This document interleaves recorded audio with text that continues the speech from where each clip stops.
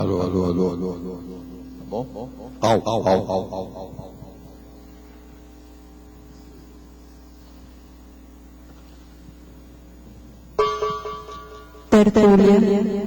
Meu boa tarde para todos. Hoje nós temos realidade relevante dentro da intrafisicologia.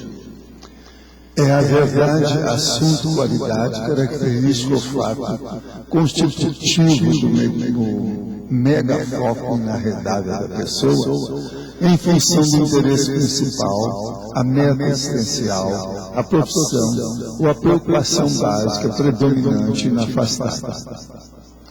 Aí nós falamos sobre o interesse predominante nas atividades da consciência, o item indispensável incluído na listagem de valores da pessoa, o temperamento pessoal, a inclinação fundamental da personalidade, o sentimento predominante de alguém, o objeto de maior preocupação rotineira da pessoa, o assunto objeto da pessoa mais relevante, de grande valor, monta, conveniência ou interesse para a pessoa.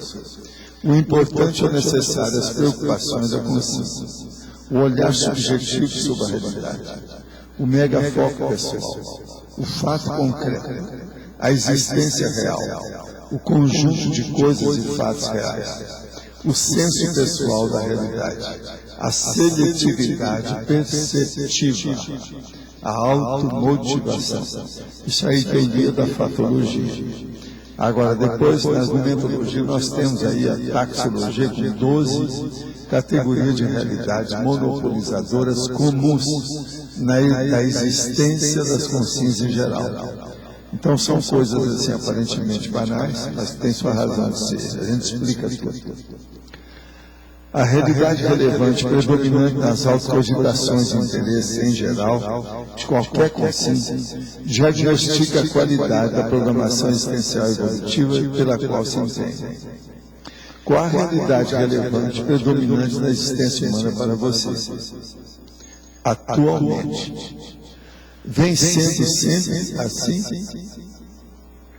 Quer dizer, eu acho que todo mundo aí andou mudando a realidade relevante. Esse é o 1209, tem 3 páginas, 38 elogias e 8 máximas. Está de acordo? Certo? E nós estamos tudo batendo hoje igual. Somos 4 hoje. Então. Sim, está certo? Como pode uma consciência não saber que somos? Que diagnóstico formular? A consciência perdeu o sono, as pessoas não falam com ela, a rotina mudou e ela acha que continua aqui nesse plano? O senhor já falou sobre isso, mas sempre há novas colocações. Onde está a rotina, o trabalho, a vizinhança, os fatos sociais? A consciência para e fica anos bitolada sem saber que é consciência? Isso parece ser muito comum. Por quê? Escuta. Parece que você não andou estudando o assunto, não. Está muito assim, jejum, muito superficial. Eu só te pergunto, e o autismo? E o catatonismo, a catatonia? E a comatose? Como é que é? Se nessa dimensão tem um monte de gente assim, pensa bem na outra. O negócio é pensar. Autismo. Catatônico, o comatoso. Gente, tem gente do coma aí há 30 anos. E o catatônico, aquele que chega na rua,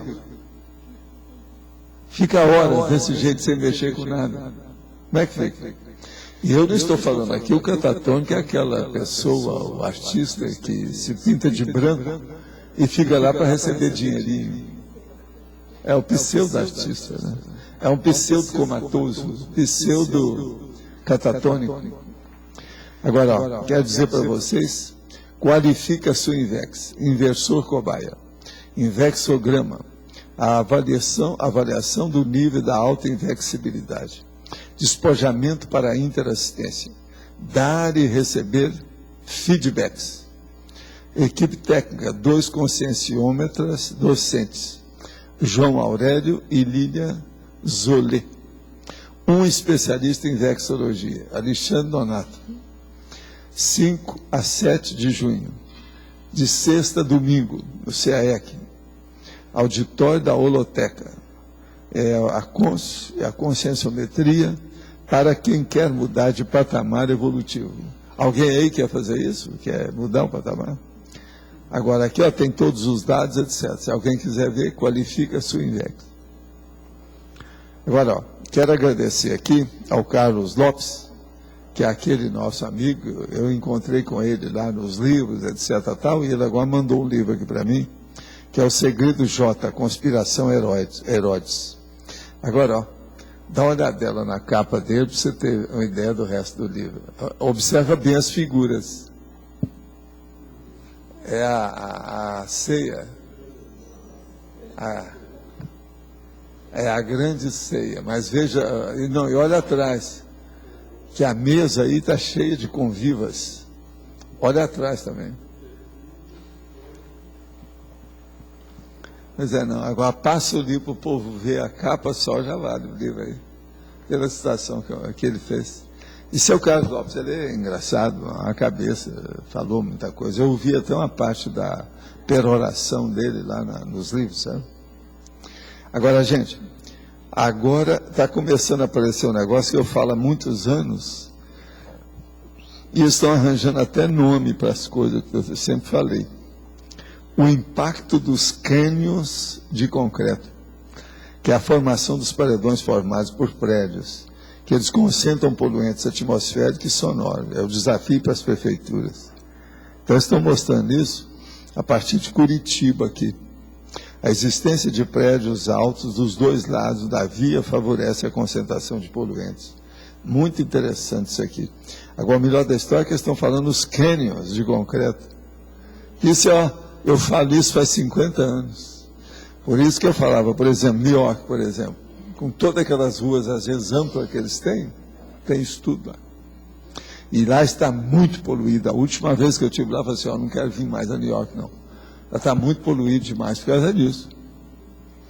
Agora, outra coisa, isso aqui é a folha C4 da Gazeta, a gazetinha aqui de Foz do dia de hoje.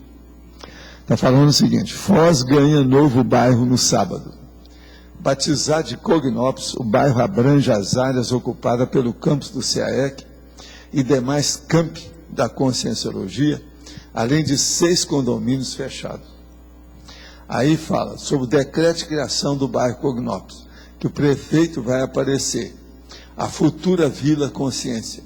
7 milhões de metros quadrados vão da Avenida das Cataratas até a República Argentina e da Avenida Maria Bubiac até o Rio Tamanduá. Esse é o nosso bairro aí, novo, tá certo? Agora, é a cidade do conhecimento. Tem 550 voluntários da Conscienciologia. Na verdade, hoje são 570, né? Mas é que alguns, 20, então deixa de aparecer. Agora, o César Cordioli é o gestor geral do projeto. A região é um polo de ensino. Aulas gratuitas diariamente através da tertúlia. É o polo de conhecimento. O Centro Cultural Holoteca, o projeto doado pelo arquiteto Oscar Niemeyer, que abrigará coleções e exposições de mais de 500 mil objetos. Nós estamos chegando a quase 1.000, não é 500 mil, é quase 1.000, 1 milhão. É 1 milhão, aqui está faltando o dobro.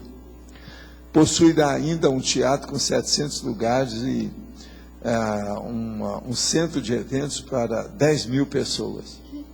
2 salas com acervo fixo para homenagear as famílias Niemeyer e Kubitschek. A conquista não só da Conscienciologia, mas da cidade de Foz. A partir de junho, começaremos a terraplanagem, já falamos aqui. É um centro comercial. Já tem 72 empresas de voluntários que vieram atuar como agentes em Foz. Isso aqui eu acho que agora está com bastante detalhe esse processo. A área do bairro é impressionante, 7 milhões de metros quadrados. Só o nosso aqui é 1.640.000. Quer dizer, dos 7 mil. Aí nós temos quanto que daria? 7 com 1,5. É? Vai dar quanto? Mais de 10%. 20%. Então, 20% puro é nosso, puro, da conscienciologia, tá certo? Então, nós estamos começando a saber onde é que nós pisamos. Não é isso?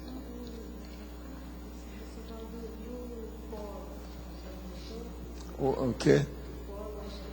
O que o senhor achou?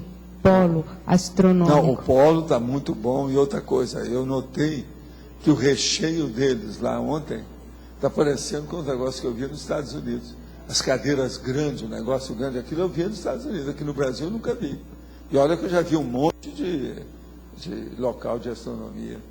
Agora, esse me lembraram muito dos Estados Unidos. Eu entrei lá dentro e comecei a sentir que eu estava nos States. Os lugares que eu via, por causa do meu povo, já tinha muita gente de astronauta, você sabe, né? A turma de Maryland, Bethesda, Silver Spring, é um monte de cientista, que eram os caras que eu tinha contado. Agora, o melhor da história é que lá na apresentação, eles mostraram os negócios do ITA, com o povo lá, que é a minha turma, né? Porque eu dei aula no ITA, aquele negócio todo com o povão. O brigadeiro me pegava de avião no Rio, me levava lá, eu ficava junto com os oficiais e tal. Aquilo lá eu conheço bem. Agora, eles colocaram lá um grande nome para esse polo astronômico, que é o Montenegro. Montenegro foi o marechal, ele morreu como marechal do ar. Agora, o que se passa? Ele que fez o Correio Nacional, ele que arranjou o CTA, o ITA, esse negócio todo grandão aí, tudo foi ele que se bateu por isso. Esse homem na cabeça. Agora apareceu a senhora dele lá, firme, ficou lá horas de pé, vendo tudo que eles falavam, e depois foi lá, ainda foi ver, ainda serrar as placas, quando ele vê as coisas todas que tinha, de serrar a porta, né, para entrar, e viu também a foto do marido dela. Agora, tinha mais uns 3 elementos da família, mas essa senhora que eu achei o máximo. Agora, eu só vi o seguinte, a senhora ficou lá horas em pé, na idade dela, ninguém deu uma cadeira, nem nada para ela, e tinha um monte de gente da orquestra, dos milicos, sentados. E aquilo me deu a vontade de levantar e levar uma cadeira para ela, mas não podia, né? Eu tinha que ficar quieto no meu lugar, né? Eu estava longe. Agora dá pena. Hein? O filho do Marechal que estava lá, o Marcelo, ele já fez curso aqui, já veio aqui no CAEG e viajou com a gente lá para a China. Eu já conheci o nome dele. Agora, ao Montenegro, eu conheço a história desde lá do ITA. A turma, por exemplo, a Embraer, tudo isso nasceu do esforço desse homem. Ele era fora de série. Agora, esse aí eu nunca vi fora, mas é que eu também deixei de ir ao ITA, eu não tenho muito contato com o povo, mas eu tinha contato com Feola, com o Brigadeiro, hein? Montenegro é esse? Não, tem muitos Montenegro. Esse aí é especial, é o Marechal. Eu acho que é esse sim. Pois é, eu não sei, eu não conheço a biografia dele, eu só sei que eu conheço ele devido às referências do processo, porque quando eu vou no lugar eu quero saber tudo o que foi, né? Então eu quis saber quem é que criou isso, como é que foi, de que modo que foi, fui ver a história. Isso foi a primeira vez que eu fui ao ITA. Agora lá no ITA, São José dos Campos, eu fui não sei quantas vezes, né, para dar aula, tudo. Uma vez eu dei uma discussão dessa assim da tertúlia, tinha 800 pessoas. Na frente, brigadeiros com um monte de as esposas, a família deles toda, e a gente debatendo os processos, sair do corpo e o processo extrafísico, junto com o problema da astronáutica. Tinha mais de 800 pessoas. Agora, você sabe, eu dei curso, eu dei certificado de curso para os alunos, eu escrevi no jornal deles, que era A Cova Dela, depois ficou só A Cova, que era o nome. A Cova Dela, que é o nome do jornal do Centro Acadêmico. Agora eu escrevi lá, falei sobre cosmoética, sobre coisas. Agora, foi muito bacana. O Jânio estava lá, o prefeito apareceu, o Bobato, eu conversei com ele, tinha lá a turma nossa toda, lá o Samek, a turma toda, encontrei com eles. E tem também um professor que é o representante do processo, ele é professor de astrofísica. Esse eu peguei lá, pensei para mostrar para o prefeito e a turma quem era ele. Então ele falou que seria bom depois, ele vai dar umas dicas, como é que há um contato aí para a gente pegar em qualquer lugar os processos de todos os observatórios astronômicos ao mesmo tempo. Então eu falei assim, então é igual as coisas que eu faço, tipo online. Eu falei assim, é mais ou menos isso. Tem um processo lá que entrosa, que você entra em contato, você vê aonde você está. Hoje já tem uns aparelhos, umas coisas, quer dizer, esse negócio evoluiu muito, vale a pena, né? Agora aqui outra pergunta. Para uma pessoa 100% vegetariana, existe algum problema na prática da TENEPS? Pelo contrário, muito pelo contrário. Se a pessoa está bem com a cabeça, porque olha, eu sou favorável à dieta frutariana. É tanto que hoje eu cheguei aqui e falei com a Magali, muito cuidado comigo, porque eu estou com a corda toda. Eu estou movido a ectoplasmia, fitoectoplasmia, diatemoia e jatobá, que é uma coisa difícil, né? Eu garanto que muitos de vocês não veem jatobá há vários anos. Não vejo. Então, é verdade ou não é? É verdade. Pois é, eu comi jatobá e atemoia, tudo maduro. Então agora veja, cuidado comigo, porque a minha ectoplasmia é fitoectoplasmia de jatobá e atemoia. Isso não é para qualquer um, tá certo? De modo que isso tudo é o problema que eu falo da dieta frutariana. A dieta frutariana, a gente tem que levar isso também em consideração. É muito sério. Por isso que, para o nosso amigo que está perguntando, vê se arranja a temoia por aí. A temoia é fabricada em São Paulo. Agora, aqui vem tudo de São Paulo para Foz. A gente compra uma caixa desse tamanho com uma dúzia. Agora, ela nessa safra está ótima, docinha, comprida, você pode até descascar, só pegar da ponta assim, puxar que a casca sai. Aí você cai de boca. Sabe como é que é? Eu estou explicando tudo. Eu acho mais técnica do que isso. O jatobá como é para comer? Porque é uma árvore imensa. O jatobá é o seguinte, você tem que arranjar um martelo e quebrar a casca. Porque ele é mais duro tipo do que castanha. O casca grossa aí, que não sabe nada com energia. Ele é de casca grossa. Ele é da turma da casca grossa. É tanto que a gente chamar que é o cara jatobá. Não, ele é jatobá. Mas o centro vale a pena quebrar a casca, né? Não, mas vale a pena. Agora, o que se passa? O jatobá, eu não sei se vocês aí, quem já conheceu, parece que você está comendo um pano com a porção de filamento. Aquele negócio. Outros acham que é como se fosse serragem. Mas veja, é gostoso. Agora, ele tem uns inconvenientes. Primeiro, você tem que usar um martelo para quebrar a casca.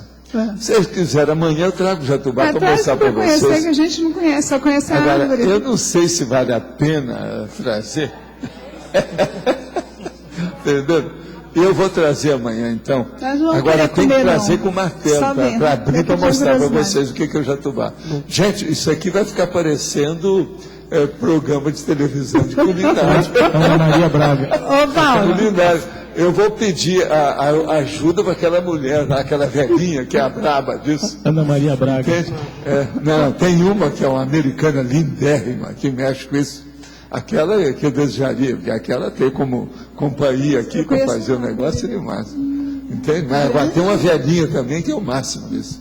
Valdo, ontem você percebeu a presença, você acha que o Casimiro esteve lá? O Casimiro estava lá, pelo que eu vi. Parecia que pelas energias, parecia. Parecia que estava lá. Ele é Casimiro Montenegro, isso que ele está falando, irmão. Agora ele está aqui. Aqui, ó. Aqui. Estou sentindo. Estou tomando banho. Senti. Esse homem eu sempre admirei demais. E agora eu vi que não sou só eu, que tem gente aí em Foz que conheceu, que viu a coisa de perto.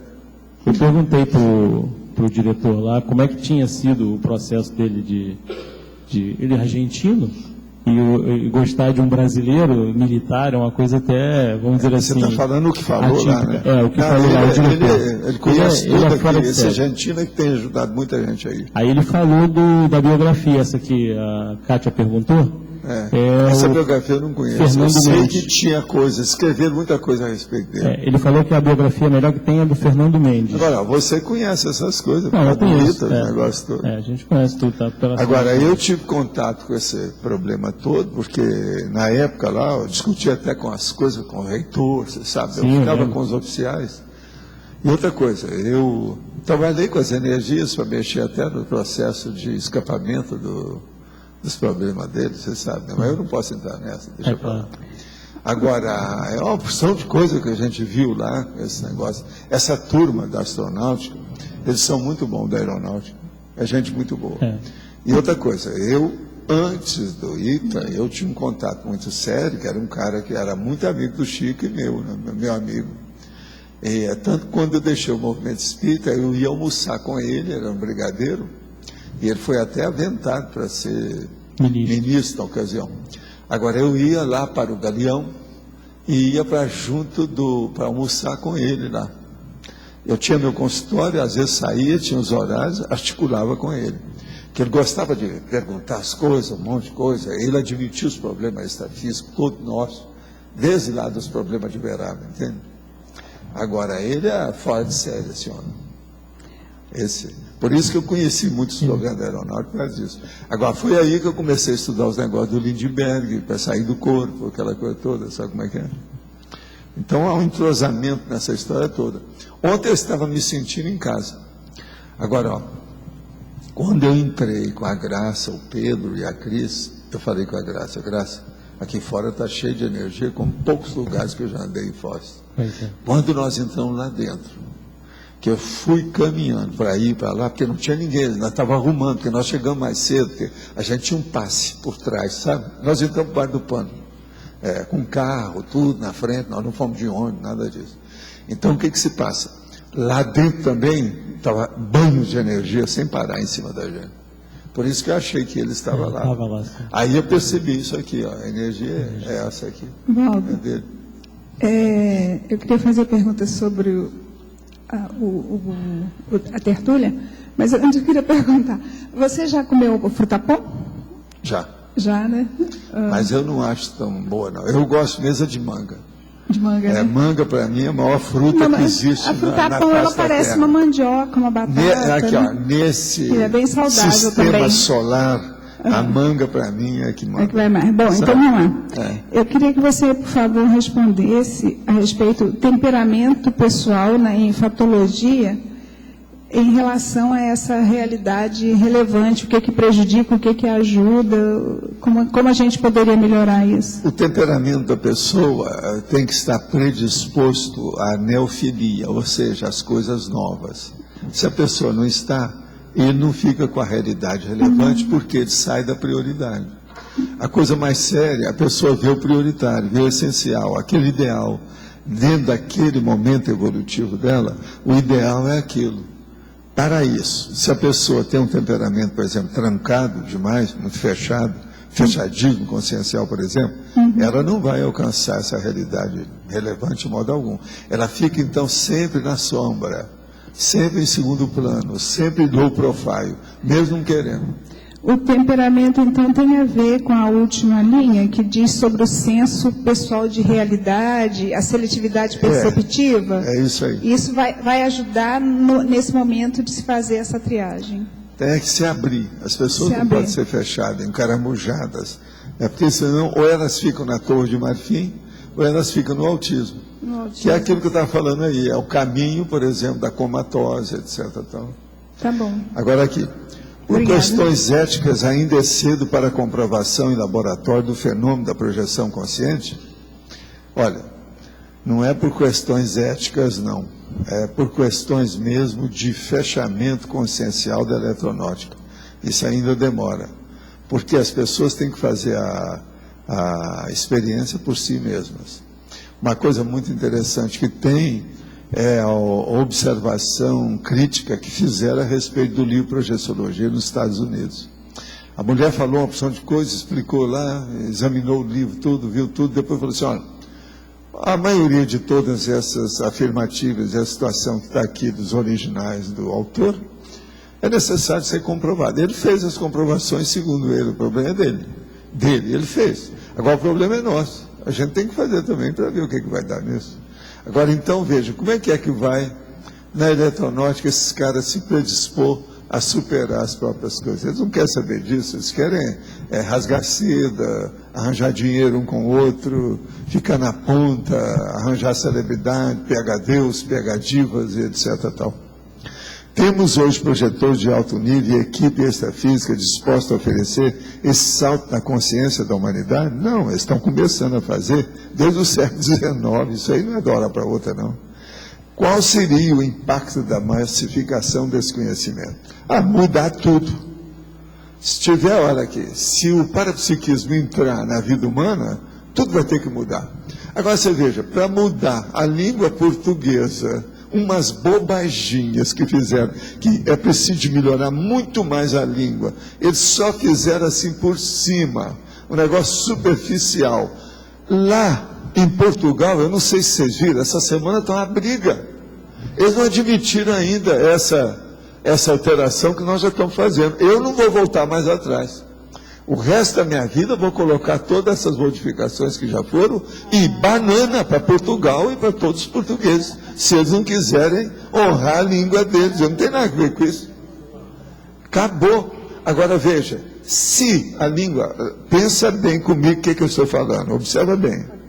Se apenas a língua, que é um negócio de confort, de comunicação, um negócio externo, o povo está brigando há quantos anos para fazer uma reforminha, que não é uma reforma visceral, séria, assim, essencial, que nós precisamos da língua. Não, é um negócio superficial. Agora está lá, o povo me briga, parlamento, o diabo, as autoridades, o povo, tudo. Então veja, olha o conservantismo em Portugal, a bitola que tem lá, e lá é demais. Agora, tudo isso é por causa da Itália, da Europa. A Itália é assim, a França é assim, a Inglaterra é assim, quer dizer, eles estão ainda na monarquia. Ó. Por exemplo, a Espanha e a Inglaterra ainda tem monarquia, gente. Não é incrível? Esse povo ainda tem monarquia. Tem rainha, tem rei. E a vovozinha, vai bem? Agora, o senhor já leu os livros de Krishnamurti? Eu vi a maioria deles, agora você sabe, tem mais de 100, mas se você ler 6, você leu todos os outros. O que diz a respeito? Percebi que é difícil fazer o EV sem estar bastante presente no que está acontecendo agora, e isso é muito bom. Qual a relação entre o desenvolvimento da consciência e o estar presente no presente? A primeira coisa é o seguinte, olha aqui, Krishnamurti não entendia nada sobre o processo da energia consciencial. O problema todo é o seguinte, ele tinha boa energia, ele chegou a curar uma dona que tinha uma infecção de ouvido, colocando energia, mas ele não assumia isso, porque ele se considerava como sendo um filósofo de alto. O povo nem chegava muito perto dele. Agora, o que é que se passa? Ele não entendia nada do processo de pré-Kundalini e o problema de assédio. A maior prova que tem é só pegar a autobiografia dele, que você vai ver na autobiografia que ele fala sobre o processo. O processo é a explosão da Kundalini, segundo ele, lá no negócio.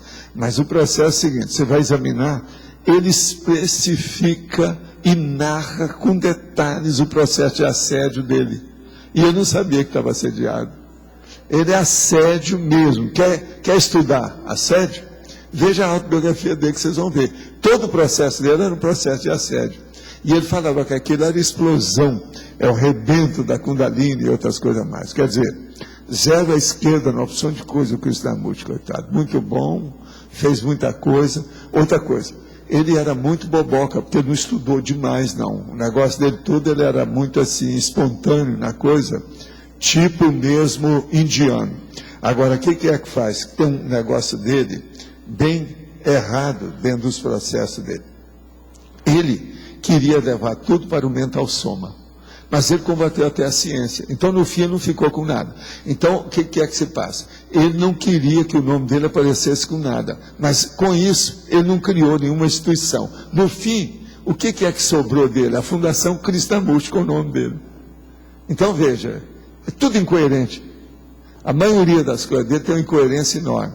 Agora, ele fazia aquele arrastapé do jeito que esse Dalai Lama faz, juntava os grandes nomes, falava o cara o físico, que discutia com ele e tal, mas você espreme assim, ó, não tem nada.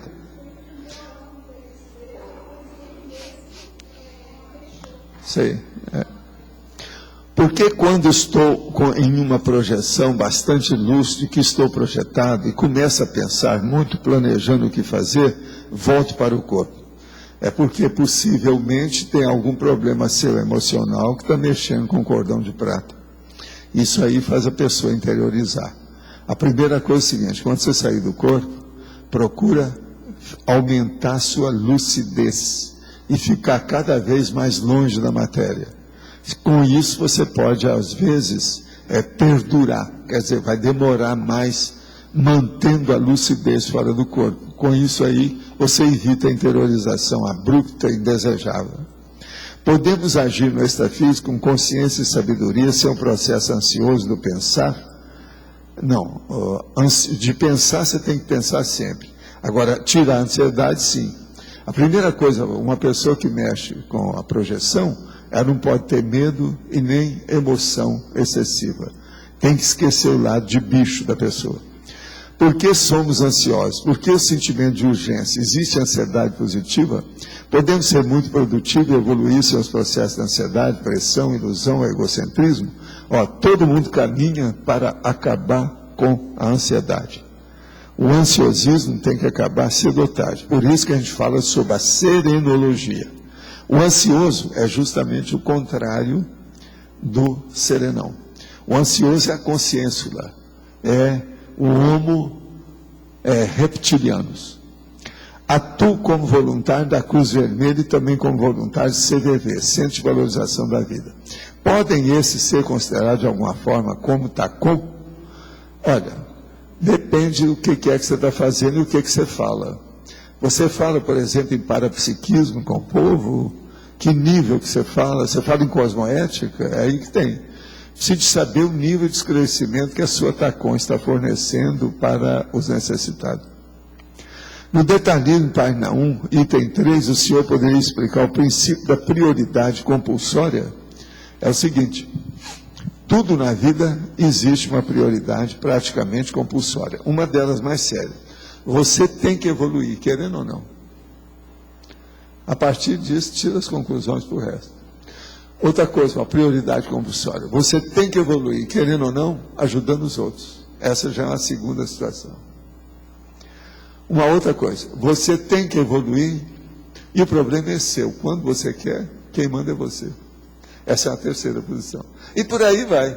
Aqui, uma 100, a pessoa acha que vai começar a entender o que a gente quer dizer com o princípio da prioridade, né, compulsória. Agora, o princípio da prioridade compulsória é você conseguir ter a maior lucidez possível o tempo todo. Prioridade compulsória é você pensionizar de uma maneira linear, retilineamente, em tudo que você faz, colocando isso tudo na sua vida. Isso também é. E por aí vai. Tem uma série. Por exemplo, é você viver com a cosmoética, é uma prioridade compulsória. É ou não é? Vocês veem outra saída para isso? Quem é que está agora com o microfone? Aqui, ó. Pode falar. Na fatologia, na segunda e terceira linhas, a inclinação fundamental da personalidade e depois o sentimento predominante de alguém. Então, até que ponto essa inclinação e esse sentimento, eles vão ser mais desviadores do megafoco da pessoa? Ou como diferenciar se aquela Primeira inclinação... coisa, você olha se aquilo dá um saldo na sua ficha positivo ou não. Se você não pensa nisso, não adianta nada. Então é porque não dá. Olha o saldo evolutivo. O seu esforço, o autoesforço seu, objetiva outras consciências, ele transcende você. Então a primeira coisa que tem que olhar é isso.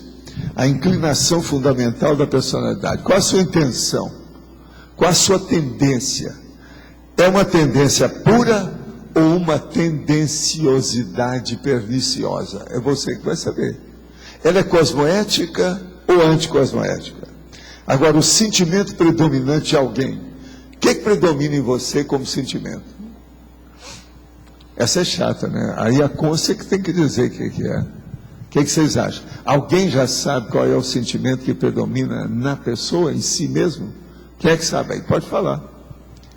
Quem é que predomina a interassistencialidade? Tem alguém? Tem? Pois é, está vendo? Já estão localizando, identificando alguém. Quem é que predomina o processo de estudar e de saber as coisas? Eu acho que já tem uma. O que você acha? Tem? Olha lá, está vendo? Já estou sabendo qual é o sentimento dele, a tendência dele. Está vendo?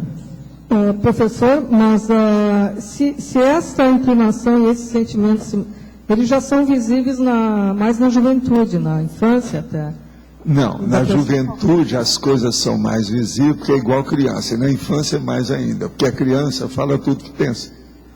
Agora, depois ela começa a ficar sofisticada, então ela começa a encobrir as coisas, colocar debaixo do pano, fazer eufemismo, escolher a hora, as palavras, a pessoa e o local para falar. Então, isso é só a maturidade que traz. Então, o que eu queria entender é assim, como a gente consegue identificar já no jovem essa inclinação, ela é fidedigna? Aos 14 anos eu já sabia o que eu ia fazer e tinha confiança no meu pulso, meu taco, meu pulso, aqui ó.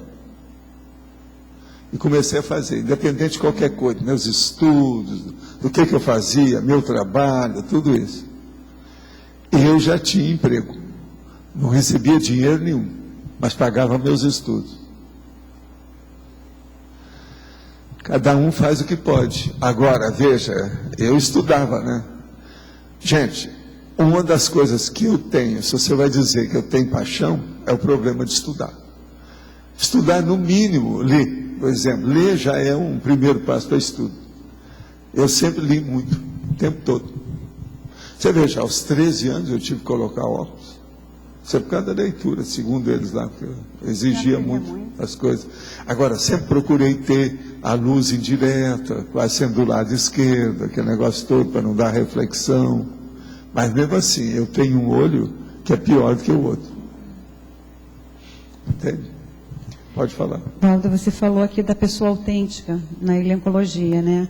Qual a conexão dessa personalidade autêntica com o mais importante, o mais relevante na sua proexis? O que você quis reforçar aqui? A autenticidade é a pessoa que ela se torna com o tempo sincera e perante os outros ela se torna equilibrada. O povo começa a ter mais confiança nela. Uma pessoa autêntica amplia a amizade. Há mais repercussão naquilo que ela faz, naquilo que ela fala, naquilo que ela participa, que ela é autêntica. Ela começa a predominar no holopensene em torno dela, mesmo não querendo. É espontâneo. Porque a vida humana é como eu estava falando. Há muita inautenticidade devido ao eufemismo, o mascaramento, a camuflagem, você está entendendo? A mentira, a mentiraria. Então, a autenticidade é uma coisa séria, que é a glasnost, é a sinceridade, é a franqueza. Isso é muito importante. Mas o que mais que é que tem aí? Alguém está com o microfone? Aqui no B. A taxologia, página 24, item C, tem aí doente, a realidade relevante do profissional da área de saúde. Esse cosmograma que ele trouxe hoje tem a ver com isso? Eu não entendi nada que você falou. Aqui na taxologia, página 24, qual número? Item 6. Item 6, doente. A realidade relevante do profissional da área da saúde. O que você quer? A minha pergunta é, esse cosmograma que ele trouxe hoje tem a ver com essa relevância? Tem. Tudo que está falando aqui tem. Tudo. Tudo. Por isso que eu coloquei aqui a taxologia, 12 categorias de realidade monopolizadoras comuns da existência das consciências em geral. Tudo é processo relevante. Tudo eu estou falando, a realidade relevante, realidade relevante, realidade relevante, alguma coisa. Que é para dar um exemplo. Aqui, ó, bola, a realidade relevante do jogador de futebol ou beisebol. Comida, a realidade relevante do cozinheiro e do gourmet. Eu hoje aqui estou bancando o gourmet que eu falei aqui do jatubá e da atemoia, entende? É o gourmet. Eu sou um gourmet frutariano, querendo ou não, eu sou obrigado a reconhecer isso. Agora, é relevante isso para mim, por quê? Eu usando a ectoplasmia, que é o fitoectoplasma, eu estou com a Rose Gardner, que é a técnica dela. Eu não sou bobo. Chega-te aos bons, pelo menos você vai ver que você não presta. Mas pelo menos a gente vê o nível que você pode melhorar. Tá certo? Então, na fatologia, na sexta linha, tem assim, o olhar subjetivo sobre a realidade. O que eu queria saber é se para esse verbete, esse olhar subjetivo é neutro, ou se é positivo ou negativo. Pergunta para a pessoa. Vamos perguntar para saber como é que eu vou saber. Agora, o subjetivo é aquilo que ela tem. Então, é um olhar que ela já tem, quase sempre, baseado no apriorismo. Se ela é a prioriota, é negativo. Se ela é uma pessoa que é pesquisadora e gosta da neofilia, ela é cosmoética. Cosmoética, entendi. Porque eu queria saber qual é a conotação daqui. A conotação é em cima do lance, olhar subjetivo sobre a realidade. Tá, então pode ser qualquer o subjetivo aí é o subjacente. Isso. Aí a minha Está pergunta... dentro da pessoa, que é justamente o negócio da mentiraria. Pode ser mentira e pode ser autêntico. É a mesma. Isso. A ideia é a mesma sua que ela está perguntando. Tá. Então, assim, no intrafísico, eu pensei assim, a subjetividade é do mental soma. No intrafísico, você tem um restringimento. No extrafísico, essa subjetividade fica mais retilínea. Lá, quanto mais evoluída a Comunex, mais dificuldade você vai ter para fazer qualquer eufemismo ou camuflagem. Tudo é exposto. Não tem jeito. Que as pessoas captam tudo. A subjetividade está... A consciência para a consciência, ela corta os intermediários.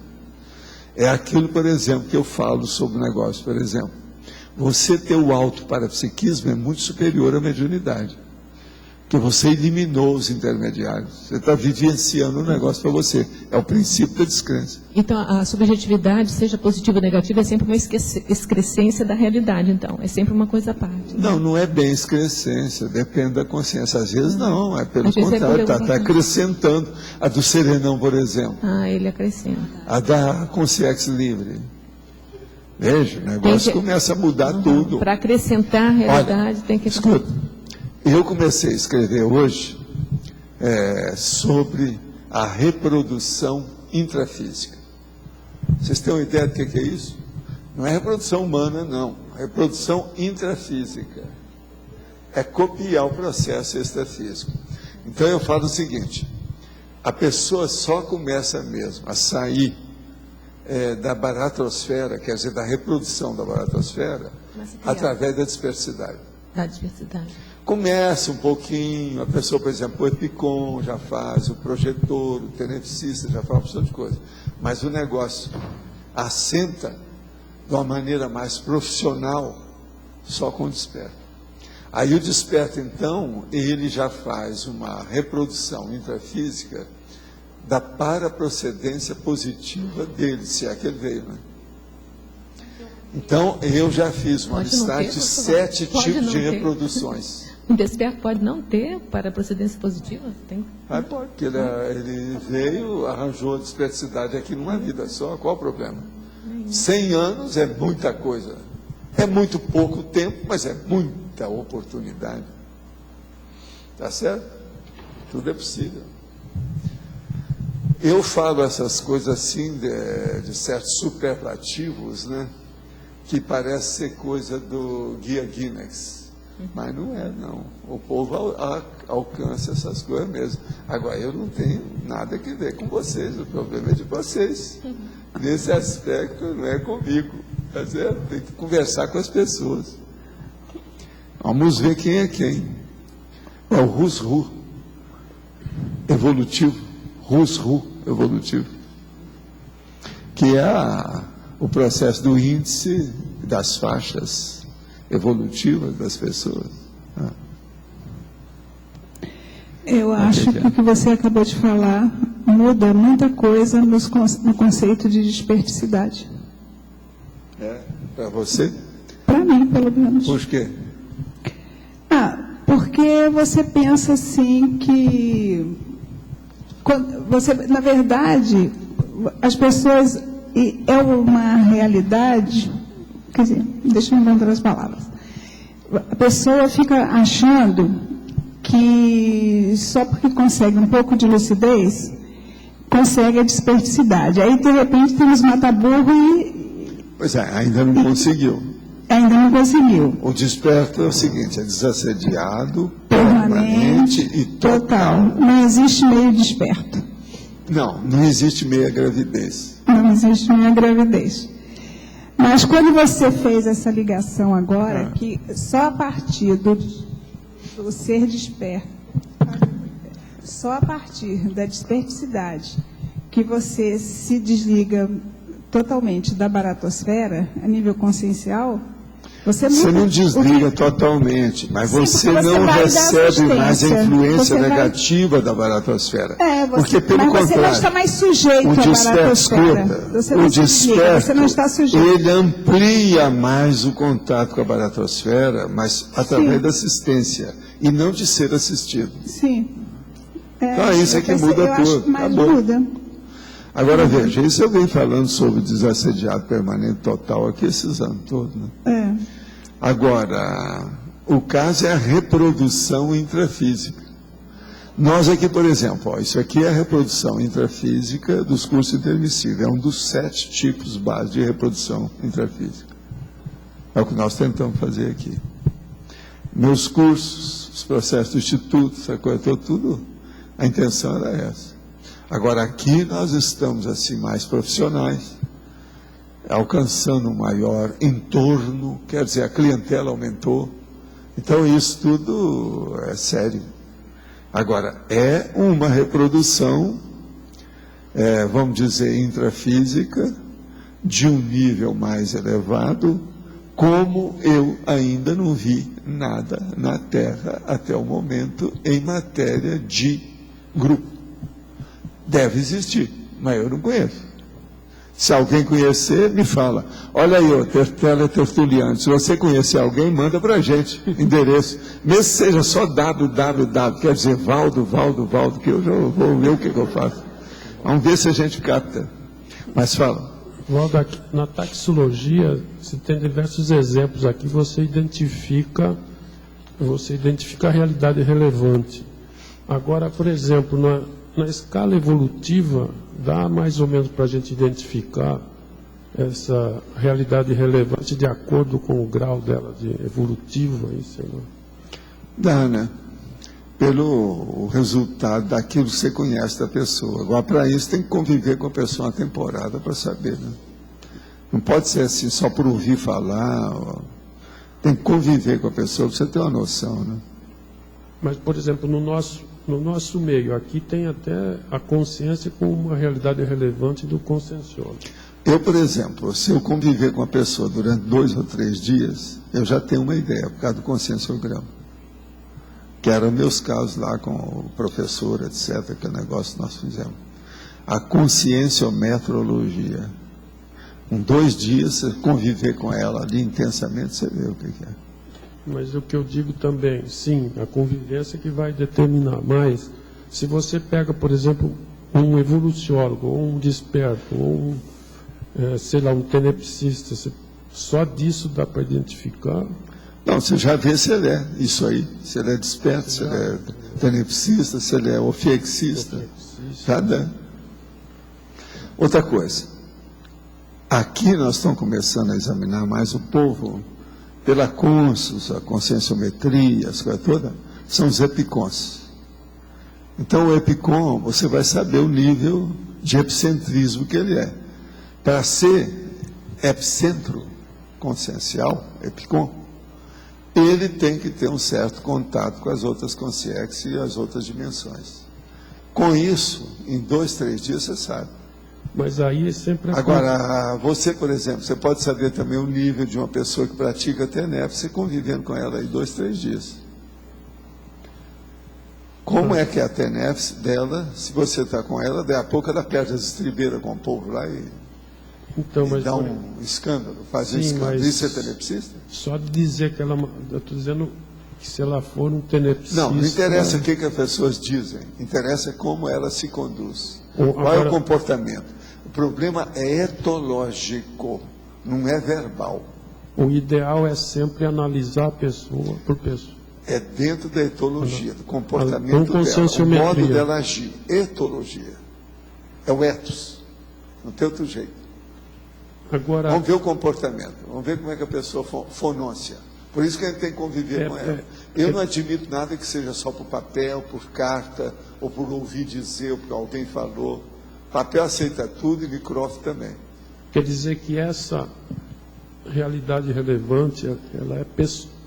Lógico, estou dizendo é pessoal. Né? A realidade mais relevante é aquela que você consegue abordar através da vivência teática. Mas Isso é daí, o resumo de tudo. você pegando uma pessoa, você pode identificar a realidade relevante a mais, desde que Agora, analisa a se pessoa. você pegar aqui esses dados que eu dou de coisa à toa, né? Por exemplo, neonato, a realidade relevante da mãe amamentadora, cuidadora. Aí se dá exemplo. É, Bom, uma coisa tão simples. Tóxico, a realidade relevante da pessoa viciada, dependente ou toximaníaco. aí Então a gente vê a realidade palpável, concreta através disso. Consciência, a realidade relevante do conscienciólogo ou consciencióloga. mas aí você está dando uma geral, tá? A Não, explicação é o está que eu tô muito falando, boa, mas estou ali, ó, dizendo, se for para a pessoa, das consciências em geral. a pessoa você sempre vai ter que analisar a pessoa. Não, depois você vai ver penteá-la com pente fino. Aí você vai ver mais detalhes, passar ela no micrótomo. Como é A que é? diferença do 3 para o 4, do 3 para o 4 está muito boa. 3. Consciência, a realidade relevante do conscienciólogo ou conscienciólogo. Consim, a realidade relevante da pessoa apaixonada. Está muito boa essa diferença. Assim, Aí já dá para pensar, né? Uma pessoa apaixonada, a Não, consciência. e a diferença da consciência para a consciência também. É o bicho humano, animal humano, o ser humano. Valdo, Agora, o que a gente quer é um ser humano desassediado, permanente, total. No 5, você coloca que a realidade relevante do miserê é o dinheiro. Eu achei que o miserê exatamente nem pensava em dinheiro, né? O miserê, ele não... Pelo contrário, é só pensa. Só pensa naquilo. Só Engraçado, pensa né? naquilo, do Só cifrão. pensa no dinheiro. Miserê sempre do cifrão. Mesmo que ele não fale. Ah, sei. Mas sempre vê. Lá no fundo ele não fala, mas ele vive. Pior coisa que tem é a pessoa que não fala, mas vive aquilo. Ela está tapeando assim mesmo.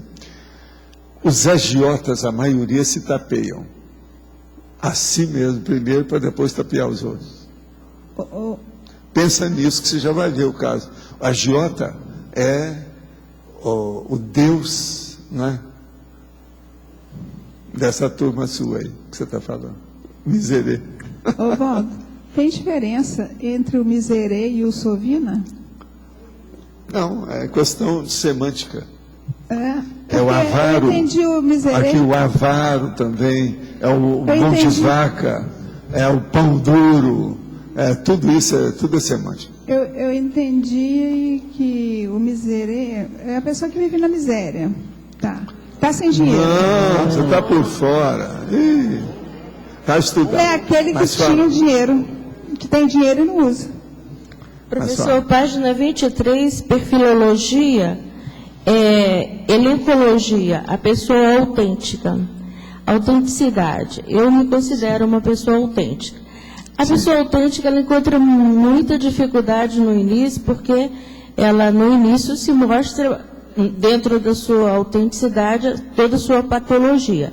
Mas se ela se observar e pesquisar o quanto que ela necessita de ser autêntica, ela vai não ligando muito para o que os outros pensam dela, E ela vai se tornando mais homeostática e vai evoluindo. É o que aconteceu comigo. Quando eu cheguei aqui no SERC, eu me mostrei do lado do avesso, né, como eu era realmente. Então, comecei a me observar. Não é bem assim que eu tenho que ser. Hoje, eu estou feliz de continuar com essa autenticidade, porque não me sinto mentirosa. Você chegou aqui um porco-espinho. Aí, dentro do biotério, começaram a mexer com você. Hoje você é uma coelhinha da Índia, branquinha, bonitinha. É isso? E as pessoas gostam de mim como eu sou, né? De porco-espinho a coelhinho. Tá certo? E hoje eu não incomodo mais as pessoas. Coelhinha.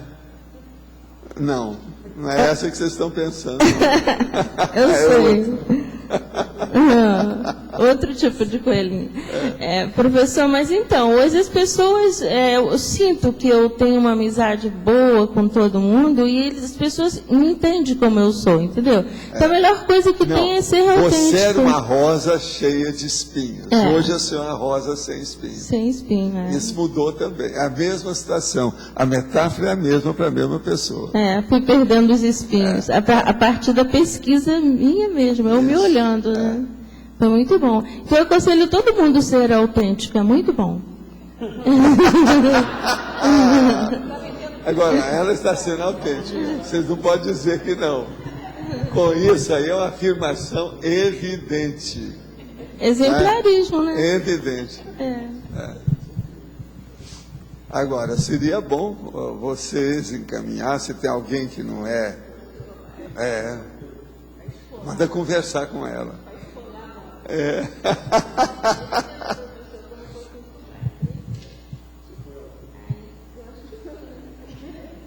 Foi. Não, ela gosta. E outra coisa, sem auto-vitimização, não é isso?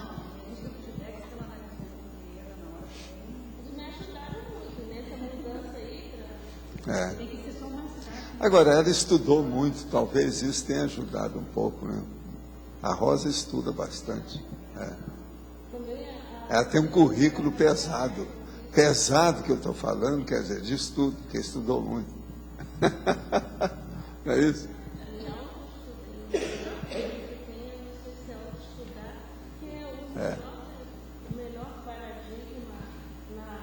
Pesquisa é você mesmo, né? A partir de você mesmo, você vai observando o outro. Então, essa coisa, tem que ser como o outro diz, não, como eu estou me vendo? É assim que eu estou. Então, isso é importante, isso, né? E outra coisa, é muito importante a pessoa ser assim, que os afins se atraem. Você veja bem, hoje, ela me falou junto lá no João, que eles foram descobrir que tinha alguma coisa errada no teto da casa. Foram olhar, tinha uma raposa morta. Raposa na casa do João e da Kátia está bem dentro. É gente viva, inteligente. Então os afins se atraem. Isso é autenticidade. Agora veja, como é que essa raposa descobriu que lá era um ponto alto de nível, de lucidez? Você está entendendo? Como é que ela foi? Ela foi para o teto, ficar por cima. Tá certo? Então veja, essa é a mensagem da raposa para vocês. Tá Esperteza cosmoética. Agora, vocês sabem que aqui aparece muita raposinha, né? Um dia desse eu vi uma atravessando, na hora que eu estava andando na esteira. Sabe? Atravessando lá. E outra coisa, saiu lá do lado da sua casa e desceu. Sim, mas tem um jeito. Isso às vezes foi até na época que eles estavam construindo. Que às vezes antes de fechar, né? Fechou. Agora, às vezes entra gambá, entra ratazana, tudo isso tem. É da sua vida de monarquia. Eles agora fecharam o teto total lá, bloquearam tudo. Valdo, essa semana na minha casa entrou um morcego. Aí eu lembrei de você, porque os gatinhos pegaram um morcego enorme. Assim, morcego de frutinha, né? Que dá na árvore. Mas bem grandão, e os gatinhos pegaram e estavam lá. Assim, e todo mundo fica de olho, fica assim, assim, e olha para você, e olha para você, e olha para ele. Realmente é assim. Eu acho muito engraçado os gatos com essa história toda. Agora, tem uns que são mais caçadores do que outros. Sempre tem aqueles que são maiores. Lá em casa, a maior caçadora mesmo é a UP, que é a pretinha. Ela é a preta, enorme. Valdo, Sim. aqui no ar. Professor Valdo. Só uma notícia que saiu hoje na Gazetinha, que é o dia 23 agora, que tem a criação do bairro Cognópolis. Não aqui. diga, saiu? Saiu. Agora, só me conta uma coisa. Você é aquilo? O quê? Retardatário? Já falaram isso aqui? Eu já falei tudo e li tudo. Então foi mal. Chegaste bidu. Chegaste atrasado. Mas você viu, Valdo, você viu que saiu lá a questão do bairro e da relação Não, e o com o Centro total Cultural. também dos 7 milhões de metros quadrados. Com o Centro Cultural Holoteca, né? Primeira vez que Também, se põe publicamente. tudo. Eu li tudo aqui, todo mundo já sabe. Você chegou atrasado. Cheguei atrasado. Agora, a gente tem que perdoá-lo, porque ele é médico, você sabe. Médico, às vezes... Médicos têm sempre um perdão antecipado até o ano 3000, não é isso? Não tem jeito. Professor Valdo. Mas fala. Essa é da realidade relevante, né? Essa da Vila Consciência. Mas uma outra coisa aqui que também é uma realidade relevante é a última frase do verbete, que ela é assim uma continuidade temporal, vencendo sempre assim, com S e Vencendo sempre assim? E vencendo sempre assim com C, né? Pode ser dos dois. Vencendo sempre assim? Com S. Não, mas isso é assim mesmo. Não, eu sei, mas estou dizendo. Vencendo sempre assim. E vencendo sempre assim. Os cacófitos que são positivos nos dois lados, a gente deve manter. Gente, olha aqui. Há anos estou viciado em pornografia disponível na internet. Tenho 35 anos e não consigo me libertar. Sei que é uma vergonha, mas não sei mais o que fazer. É muito fácil. Pega o computador e joga fora, bem longe. Bate um arrependimento danado depois que acessa e faz justiça com as próprias mãos. Por favor, o que devo fazer? Já falei. Quebra o seu computador, ou dá para alguém. Qualquer coisa manda para cá que a gente usa para outras coisas. Agora, já manda limpando as pornografias, porque senão não dá, né? Nós não queremos computador aqui com pornô lá dentro. Agora, a primeira coisa é isso. Para com o seu computador. É o único jeito. Se você acha que isso é difícil, é muito fácil.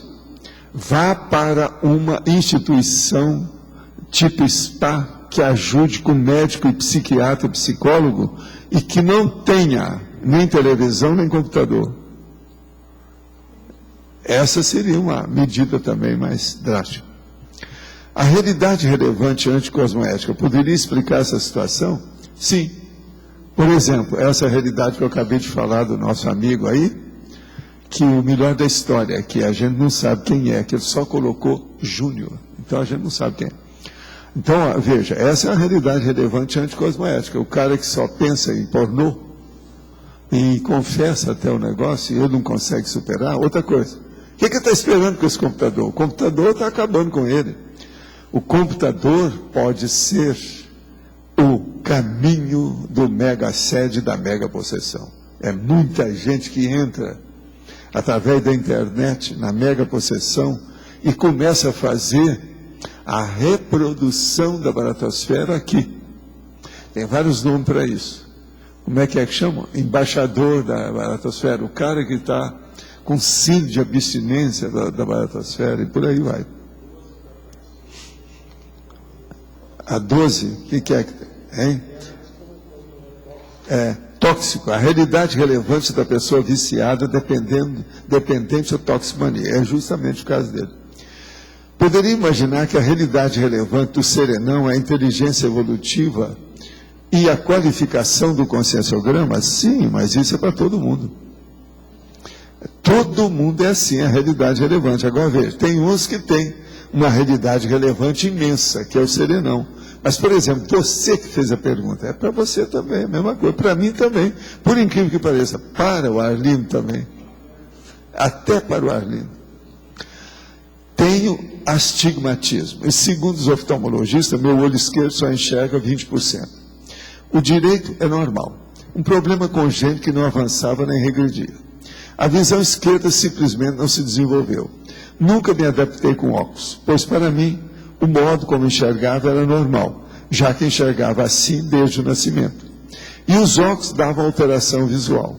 Agora não. O direito já está cansando e não consigo mais ficar sem os óculos para perto. Que tipo de deficiência intelectual parapsíquica essa deficiência ocular pode causar? Não, ela só pode causar deficiência intelectual ou parapsíquica se você der valor para isso, ou se você murchar com o seu processo. Por quê? Você pode estudar uma porção de coisas sem precisar dos olhos. Isso aí tudo é conversa fiada. Você pode manter a sua acuidade, sua lucidez, inclusive intelectual ou parapsíquica, sem usar os olhos. Hoje em dia tem muito recurso para isso. Não é bem assim. De modo que vamos devagar com o andor. Não tem nada que ver com isso aí, não. Dominar a energia imanente é estar num grau bom de evolução. Começou, né? De qualquer maneira, é melhor do que o anterior, que a pessoa não dominava. Isso é o óbvio, né? Que critérios o senhor usa para delinear se a pessoa é inteligente? É se ela tem a inteligência evolutiva. Eu já expliquei isso, falo nisso há 5 décadas, há meio século. Agora veja, se ela tem inteligência evolutiva, o que é que significa isso? Significa que ela sabe qual é o arcabouço, o mecanismo e a estrutura da evolução do cosmos. Então ela já conhece aonde ela está, o que ela veio fazer, para onde ela vai, qual é o interesse dela, ela dá prioridade para isso. Essa é a pessoa inteligente. Então, para mim, por exemplo, do povo todo que eu tenho encontrado por aqui até o momento, os mais inteligentes que eu encontrei foram os serenões e as serenonas. Agora, todos eles é que a gente chama de serenão. Por sinal, não fui eu que dei esse nome serenão, não, mas ele é bem dentro daquilo que precisa. Que a serenidade, praticamente, é a base do processo da lucidez da pessoa. Uma pessoa que é agitadona, ela não pode ter muita inteligência. Se ela é agitadona o tempo todo, vocês acham que não é que é? É? Não é. Não dá. Agora, uma pessoa que é tranquilona e que sabe das coisas, está lúcida dentro da tranquilidade dela, isso é a serenidade. Então a coisa muda de figura. Então, você, por exemplo, agora, pergunte para você é uma pessoa inteligente em que nível? Porque não adianta, pessoa inteligente, todo mundo é inteligente. Por exemplo, esse gambá, ou essa raposa, era inteligente. Mas, coitada, a inteligência dela chegou até um nível dela ficar presa e acabar morrendo lá dentro. Que às vezes morreu de inanição, você sabia? Que não achou nada lá dentro, porque estava tudo fechado. Ela morreu. Quer dizer, então a inteligência dela foi até o nível da claustrofobia, que ela não... Não, eu não sou claustrofóbica, eu posso ficar aqui dentro. Acabou ficando, morreu, porque não tinha. Só tinha ar. Agora, eles começaram a sentir o cheiro, o João sentiu. Então, eles foram ver, tinha lá, uma raposa lá em cima. Nossa. Agora, que tamanho que era a raposa, hein? Desse tamanho? Essa que passou lá era assim também, essa que passou aí, quando eu vi. Você sabe, eu ando na esteira e às vezes eu olho o basculante que fica na frente, que é onde entra ar. Quando eu vi no meio das árvores, passou. Ela foi andando assim. E era uma raposa mesmo. Agora, saiu da área da sua casa, às vezes é a companheira ou companheiro dessa aí. Está procurando a família. Isso faz mais ou menos uma semana que eu vi. Foi aí? Então, ó, deve ser, eu vi, então, a consorte. A consorte da raposa. Entende? A cônjuge. Ela passou. Você sabe que me deu vontade depois até procurar por ali para ver se ela foi para algum lugar, qualquer coisa, mas ficou por isso. Agora, ó, os nossos cachorros, eles acusam todo tipo de raposa que aparece, quando eles estão soltos. Por isso que de noite, às vezes de madrugada, eles começam a latir sem parar durante uma hora, até que o guarda chega lá. Às vezes a raposa subiu na árvore e ficou lá. Ela consegue ficar aí e eles ficam aqui debaixo, querendo pegar. Entendeu? Isso aqui, ó, já não sei quantas raposas esses anos todos que a gente vive aqui que eu tenho visto. Um monte delas. E são muito, realmente, rapidinhas. Elas são da era do jato. a raposa, sabe? Existe, por exemplo, o bicho preguiça, que não é da era do jato, mas elas são. Pois é. Agora, devia ter perguntado para a gente, né? Não fez nenhuma consulta, é isso. Outra coisa, ainda não conhece o online. Professor Foi Valdo. no Forro, professor, que ela ficou presa? Foi, em Itacoatiara, na casa da minha filha, que eu já falei para o professor, foi esse outro bicho que o senhor falou aí, gambá. O gambá é o mais comum nas casas brasileiras. E Por causa foi do da trópico. árvore, subiu, tinha uma E árvore fede grande. mais do que os outros. Fede mais do que os outros. Aí ficou um tempão, aí a gente ia lá, foram quase Agora, duas férias. gambá, eles acham Ouviu logo barulho, que né? cheira a 100 metros de distância. Para quem tem nariz de ferro, pega logo. Ele se criou lá dentro, aí depois não conseguiam mais sair. A gente ouviu o barulho, aí teve que chamar Agora, o o pessoal que dá pra tirar mais o fogo. mesmo é rato. E faz barulho. Se tem forro, conforme o tipo de forro, faz barulho de tudo quanto é jeito. Isso eu já vi em diversos lugares.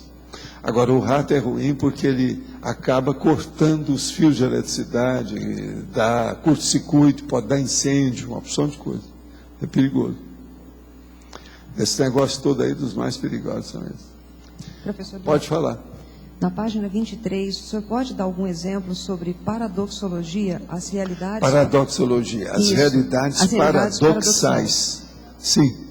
Essas realidades paradoxais, elas têm, dentro da realidade, é relevante, porque tem pessoa que às vezes é tão curiosa que ela só vê o que é relevante se tem um paradoxo. Então é muito importante. Agora, o paradoxo, você sabe, tem de tudo quanto é tipo. Depende do que é. É aquilo que parece uma contradição muito grande, e não é. É uma coisa que chega perto em matéria de... Uma coisa ambígua, uma condição ambígua de abordagem. Eu posso utilizar, por exemplo, É a subjetividade, depende da pessoa. por exemplo, a lógica extrafísica, né? Quando você tem coisas que funcionam com uma lógica diferente. Isso é uma forma de eu entender, por exemplo, um paradoxo da realidade? Às vezes uma coisa que aparentemente... Às vezes sim, depende. Cada caso tem que examinar. O paradoxo tem que ser examinado com calma. Que é o problema da tautometria. A noção de realidade varia de cabeça para cabeça, né? Isso aí Noção de realidade varia muito. Então, a hora que eu falo realidade relevante, tem que começar examinando qual a definição que você dá para a realidade. O que você pensa como sendo a realidade? Dependendo do paradigma. Começa aí, cada cabeça pensa de um jeito. De acordo. Agora, chega num ponto que a lógica vai estabelecer o padrão. Aí o consenso tem que aparecer. Pois é, mas o paradigma nosso é o paradigma da evolução, da cosmoética, do prioritário, da inteligência evolutiva. Arranja um superior a esse, não tem. Não, você conversa com ela, que ela às vezes sabe, mas daqui para nós, dentro do nosso almoxarifado, não existe nenhum outro objeto melhor do que esse. Tá certo? Almoxarifado mental somático, no caso. Quem é que está aí com o microfone? Não tem mais ninguém? Nada?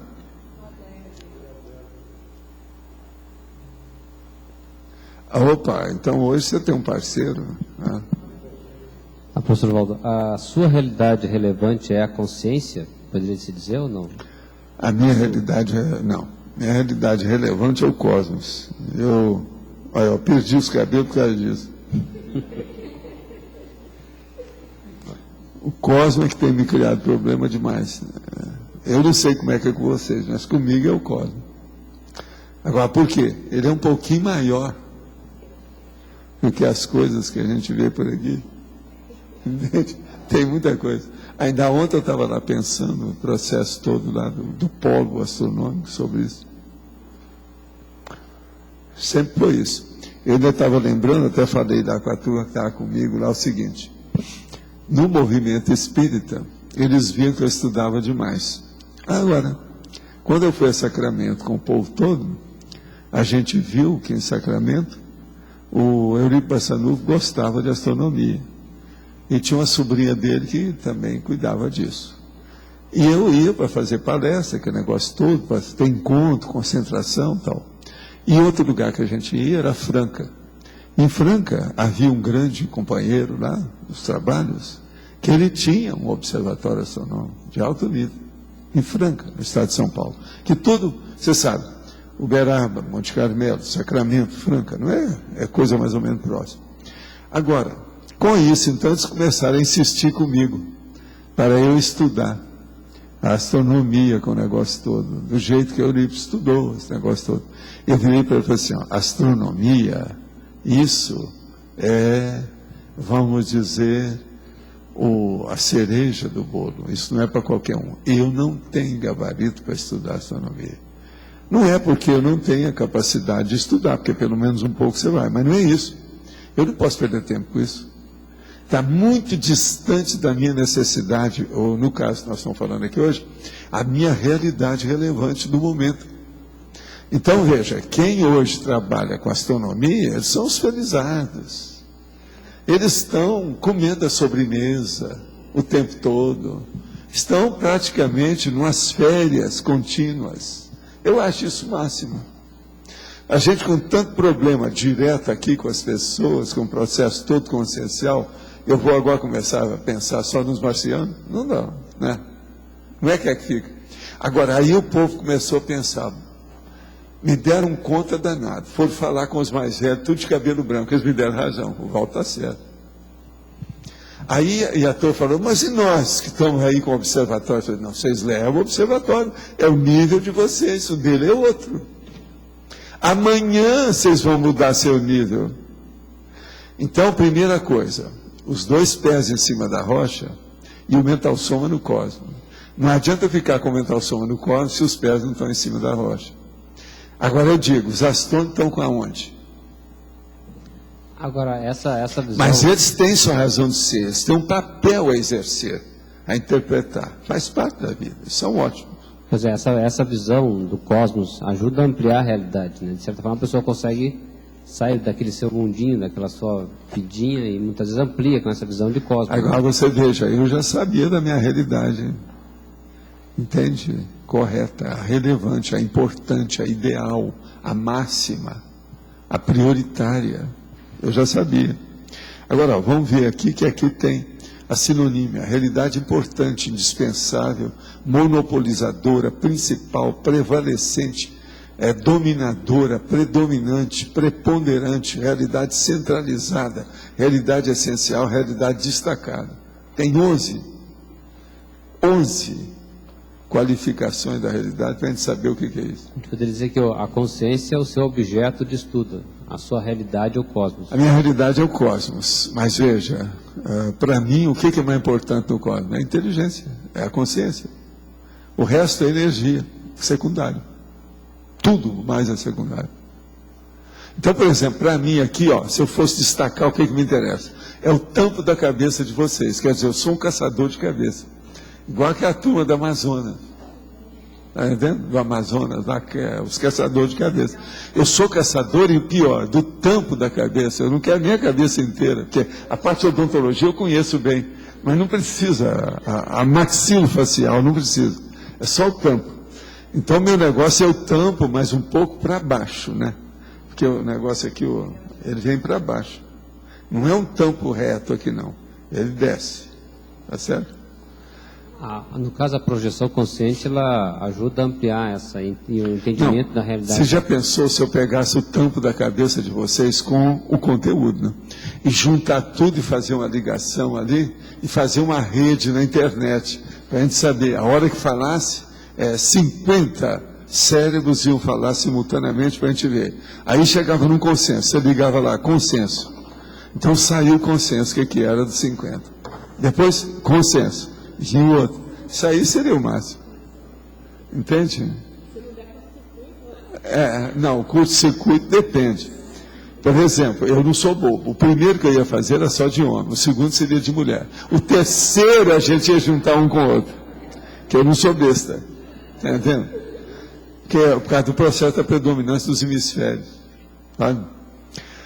Quase 1,5 milhão de brasileiros com idade entre 16 e 17 anos têm problemas com o uso de álcool e drogas. E para mim é mais do que isso. Essa sua estatística pode ser até bonita, onde você arranjou a sua fonte, mas eu não admito, é muito mais do que isso. No modelo atual de atendimento à dependência química, são recuperados 25% de adultos. Entretanto, nem 10% das crianças em igual situação consegue ser recuperado, devido à desnutrição e à demência. A conclusão de alguns governos tem convergido para retirar o investimento na recuperação dessas crianças. Qual a opinião do professor sobre essa situação? Olha, são nazistas esses que estão querendo tirar o investimento na recuperação dessas crianças. São nazistas. Tem que dar um jeito, o governo tem que entrar nisso, tem que ajudar. Agora, de que modo? Primeiro, através da polícia, através do contrabando, acabar com o tóxico, senão não adianta nada. Então, o problema para acabar com o álcool tóxico tem que fazer reeducação. Então, esse é que nós vivemos falando aqui. Sem a reeducaciologia, nada disso vai consertar. Agora, o governo tem que colocar a polícia em cima, tem que dar um jeito. E outra coisa, tem que reeducar primeiro os usuários, depois o resto. Agora, como não dá para fazer isso assim separado, tem que começar com todo mundo. De baixo para cima e de cima para baixo, senão não vai não. No contexto do nosso cérebro, ser um computador biológico e os pensamentos analogamente serem componentes de software, encapsulando imagens, dados, programas, o pensamento compulsivo é uma forma de autoassédio e ou heteroassédio. Qual a sua causa? E se for patologia, qual a cura? Qual é o caso de estarmos sendo dominados pela complexidade do nosso computador biológico, ao invés de usar para evoluir? O problema todo é o seguinte: os serenões deram para a gente um brinquedo que nós ainda não sabemos usar, né? Nem desse nosso playground, nós não sabemos usar o nosso cérebro totalmente hoje, do jeito que eles deram para a gente. Agora, o que se passa? O pensamento compulsivo, ele é primeiro do autoassédio, segundo do heteroassédio. Os dois, eles coexistem. De modo que a cura aí, única, é da pessoa ter a linearidade da autopensenização. Ela se equilibrar naquilo que ela penseniza. E para isso, ela tem que fazer muito estudo de si mesma. Por isso que a gente fez, eu demorei 22 anos para fazer um livrinho chamado Conscienciograma. Mas ele também é uma fera. Cuidado com ele. Vale a pena estudar. Conscienciograma. Porque as pessoas, de um modo geral, consideram a religião uma realidade tão relevante? Como fazer enxergar melhor esse processo? Elas fazem isso como fuga, devido ao processo da paraprocedência. Se ela arranja a religião, é como se ela voltasse para o início, então ela está de bem com a própria origem. É assim que o povo pensa. Agora, isso é um erro, porque a pessoa não vê que ela precisa de esforço para superar uma condição dessa. Agora, a religião já traz tudo já mastigado, com dogma em cima da pessoa. Então, ela se acomoda, ela empurra com a barriga. O fiel, por exemplo, ele evita pensar, ele evita questionar. Então, isso é uma pena. É uma das piores pessoas que tem é justamente o fiel. Eu até escrevi agora um que eu vou trazer em qualquer hora, que chama Beatice. Na Beatice, nós temos uma série de páginas explicando o problema da tolice que é isso. O beato, a beataria, o beatério, o beatismo, é um dos troços terríveis que tem na face da terra, é isso. É tanto que eu sempre falava que o beato é o fiel. Fiel é nome de cachorro. Na minha terra está cheio de fiel. Fiel, vem cá, tio, vem cá. Isso aqui é o fiel. Então, a igreja católica, por exemplo, tem os fiéis. Dá uma badalada, é o titio chamando os cachorros. Agora, é terrível, porque não é bem cachorro, porque esse povo tudo, a maioria tem até boa intenção. Tem um monte de fiel que eles depois até viram santo para os outros, que ele ultrapassou aquela média. Mas veja, é uma droga total, né? Todos são auto-vitimizados, todos eles são vítimas do subcérebro abdominal. Quer dizer, há uma amaurose. A amaurose é cegueira. Cegueira consciencial, cegueira evolutiva, cegueira cosmoética. É uma pena. Quem é que está aí com a realidade relevante a você? Por favor. Professor, na página 23, na filiologia, sim, o senhor comenta ali a logicofilia. A logicofilia. Nesse caso, seria a lógica da evolução, a lógica da interassistencialidade, a busca do prioritário, seria nesse sentido? Uma pessoa que gosta da lógica, se ela vai procurar a realidade relevante, ela vai bater aonde? Ela quer saber a lógica do essencial, o principal. Ela vai estudar isso de que modo? Esse principal, ela vai ver isso por quê? Pela evolução dela, o nível que ela vai ficar. Se é conosco, a gente já sabe que existe o parapsiquismo, se existe a multidimensionalidade da consciência. Então o problema é o seguinte, o que vai acontecer comigo? Eu vou fazer qual auto-revezamento na próxima vida? Que seria a realidade relevante para a pessoa. Ela perguntar. Por exemplo, hoje você veio à tertúlia, você está sentado aí, está fazendo essa pergunta. Isso vai influir na qualidade do seu auto-revezamento na próxima vida? Isso é a realidade relevante para você. Estou te dando uma síntese da situação. Até mesmo no sentido de você estar aproveitando as ferramentas que possui hoje, por exemplo, a tertúlia. Não, porque tudo há esse aproveitamento, mas a coisa toda é essa. Isso que você está fazendo, está dentro dessa coordenada ou você ainda não juntou as pontas? Se não juntou, você ainda não alcançou a sua realidade relevante. Então, se alguém aí quer saber qual a sua realidade relevante, é muito fácil. O que você está fazendo aí hoje tem relação com o seu auto-revezamento na próxima vida? Que aí eu já estou falando pós-dessomático. Eu não estou falando até a pessoa morrer.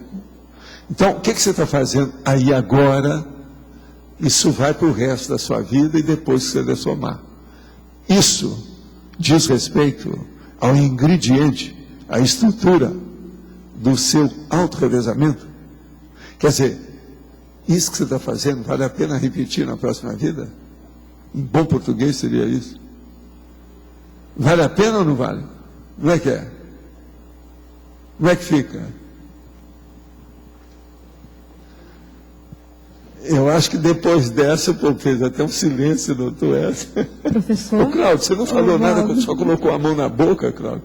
Professor, isso tem relação com fazer valer cada minuto da nossa vida pela eternidade? Isso, lembrando que você pode morrer daqui a 5 minutos, mas você tem que sustentar seu corpo como se ele fosse viver 200 anos. E com essa realidade relevante em relação à atividade profissional? Atividade também profissional. A sua atividade profissional, você já entrosou tudo que você faz com ela, com o seu auto-revezamento próximo?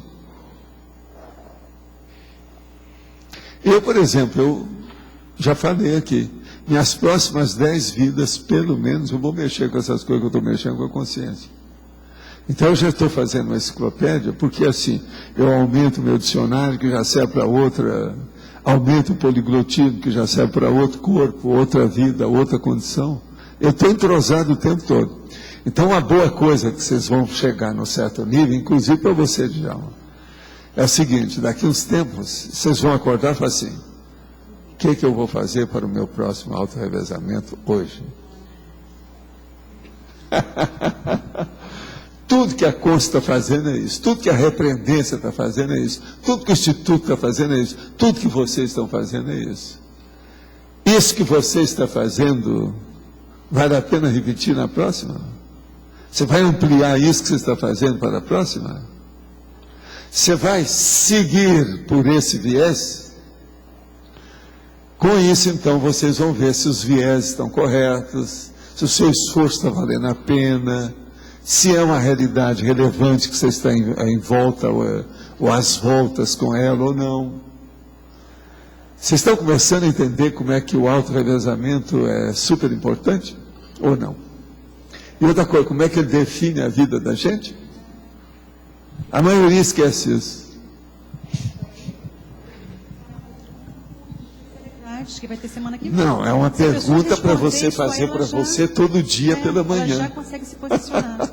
Até você ver Que auto-revezamento é uma coisa séria. Aquela coisa, a gente não deve desejar para o outro Agora, aquilo que a gente você não quer lembra pra que eu si. falava em auto-revezamento Você desde o pensa início, no Instituto eu já falava isso.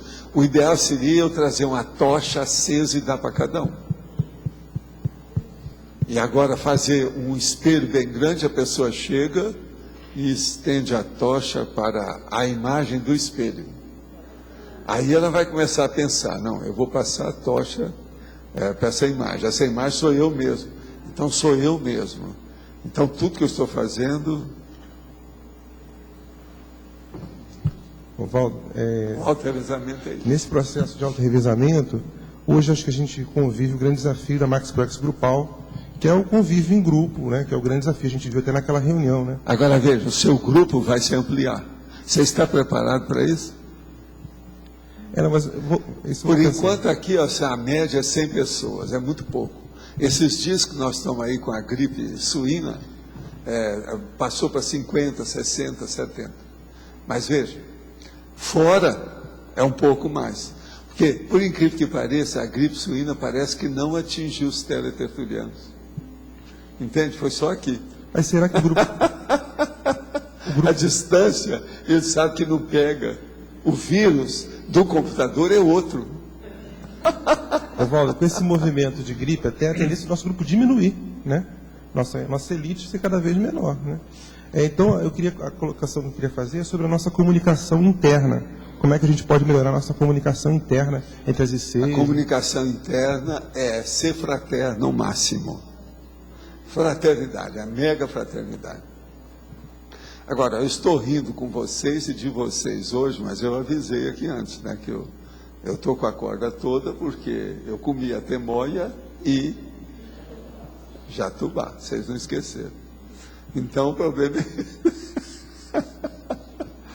Agora, veja, o processo da dieta fruteriana, o povo está começando a entender o que é isso. Eu sei pelas coisas que tem mandado para mim, as coisas que eu tenho recebido, a turma está levando isso mais a sério agora. Dieta fruteriana é o máximo. O povo tem que entender isso aí. É o futuro. É o futuro. Sabe por quê? Você pode comer a fruta, que é a polpa da fruta, e depois plantar a semente. Você não matou a vida. Então parece que o fruto foi feito para alimentar. Vocês já pensaram nisso? A maioria nunca pensa. A polpa. Agora, o pior, tem umas coisas difíceis. Por exemplo, a banana está cheia de semente dentro. Mas se a planta não adianta nada. Tem que plantar e muda. Então está danado. Agora, tem gente que come a banana com casca e tudo. Tem isso tudo, que tem mais vitamina, não sei o que é. Óleos, elementos. Né? Agora, veja. Tudo é dieta fruteriana, tá certo? Então, como é que fica? Vamos estabelecer uma situação. Todo mundo vai ter que comer fruta. Tá certo? É um decreto, né? Todo mundo. Pode comer, até o diabetes pode comer 5 frutas por dia. Desde que não seja, por exemplo, 5 jacas. Tem que saber calibrar esse processo, porque senão não dá, né? Valdo, letra A. Sim. Eu gostaria que você aprofundasse o binômio percepção seletiva, realidade relevante. Binômio, percepção, realidade. E percepção seletiva, realidade relevante. O caso todo é o seguinte, por exemplo, nas suas percepções, o que é que predomina mais? São as percepções do seu corpo, que são as chamadas somáticas, ou são as percepções extrasensoriais, que extrapolam o seu corpo, são as parapsíquicas. Então, a primeira coisa que a gente tem que perguntar aí, por exemplo, a seletiva.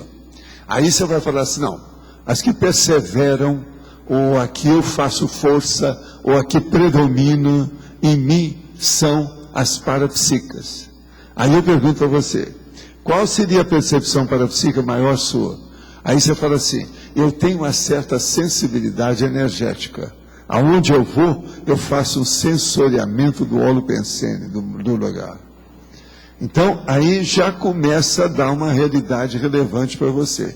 Se isso acontece com você, que você faz com isso? Você faz qual assistência com essa realidade? Você já pratica a TENEFS? Aí começa a vir. Essa sua TENEFS está no caminho da UFIEX? Em que posto da estrada do caminho para a UFIEX você está? Você para onde? Não tem aquela estação do ônibus? Estação para ir atender o número 1, número 2, estação para comer alguma coisa que o cara está morrendo de fome, estação para esticar as pernas. Então é o tal negócio. Você está em qual estação? Você entendeu? Aí eu acho que já dá uma ideia do que é que a gente quer dizer. Agora, eu falei aí uma coisa positiva, né? Alto nível. Tem pessoa que já não é assim. A realidade relevante da pessoa, ele vai falar, é a polpa do meu indicador direito. Por quê? Ele é sniper. Não, é pior. Ele falou que ele pensou que eu vou falar de cifrão, não é cifrão. É o sniper, que ele é que puxa o gatilho. Terrível, né? Mas né? Eu falei para você só ter cuidado comigo, me perdoa. Valdo, mas fala. Aqui na antagonismologia, página 23, sim. Você atingiu o máximo aqui, 7 exemplos, né? Sim, mas isso aí é o máximo. Eu estou sentindo falta de... Você tem frisado muito, fantasia, realidade, sonho, realidade, mito e realidade. Você quer acrescentar mais um? Eu gostaria de acrescentar fechadismo... Então, por favor, ali, ó, vote Minerva. Fechadismo, abertismo, não sei. Fechadismo, abertismo. Até pra gente. Pode ser. É que esses aí eu uso muito, aí às vezes eu evito. Que ele é o mais óbvio. O fechadismo leva a pessoa para fantasia, né? Agora, seria bom pôr abertismo consciencial e fechadismo consciencial. É esse assim que eu ponho, sabe? Antagonismo. O que mais que tem? Quem é que está aí com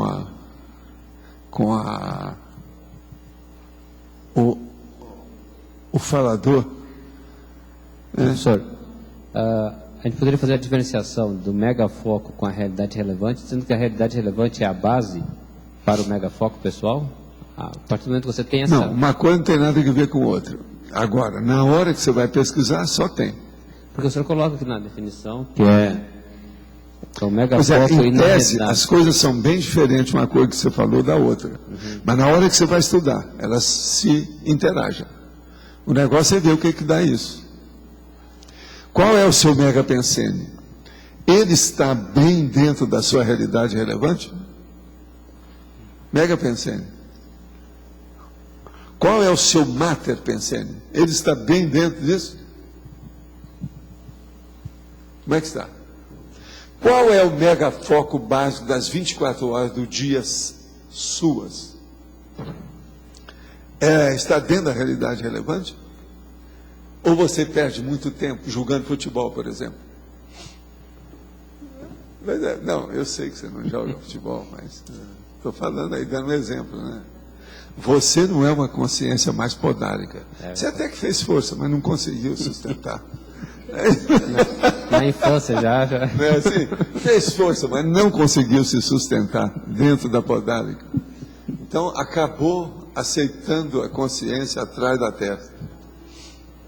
Que o problema todo tinha a consciência debaixo do peito do pé. Agora, veja, era um hemisfério esquerdo e um hemisfério direito separados. Agora, ele trouxe, colocou cá em cima e eles estão juntos. Isso aí já é uma grande coisa. Quando juntou, apareceu o cerebelo. Aí ele começou a entender por que é que ele jogava futebol. Está entendendo? Que é o processo da psicomotricidade. Então, o problema nosso é fazer todo mundo que é podárico elevar, você está entendendo, os dois hemisférios cerebrais e colocar no lugar certo, que estão deslocados. Então, um exercício interessante aqui, nesse caso, seria você fazer essa análise. Megafoco, megapensene, atividades do dia... E ver se tudo é uma coisa só. Seus interesses, seus objetivos, a sua proex. Tudo é uma coisa só. Vocês acham que essas coisas que eu tenho, elas são uma coisa só para mim? Comigo tudo é uma coisa só? Eu só estou mexendo com uma coisa única?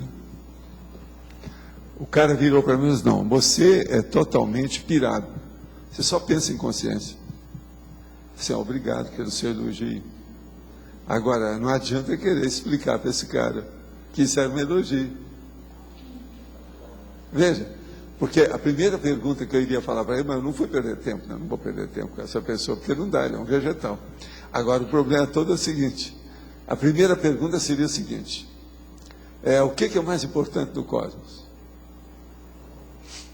É a consciência, ou não? Acabou.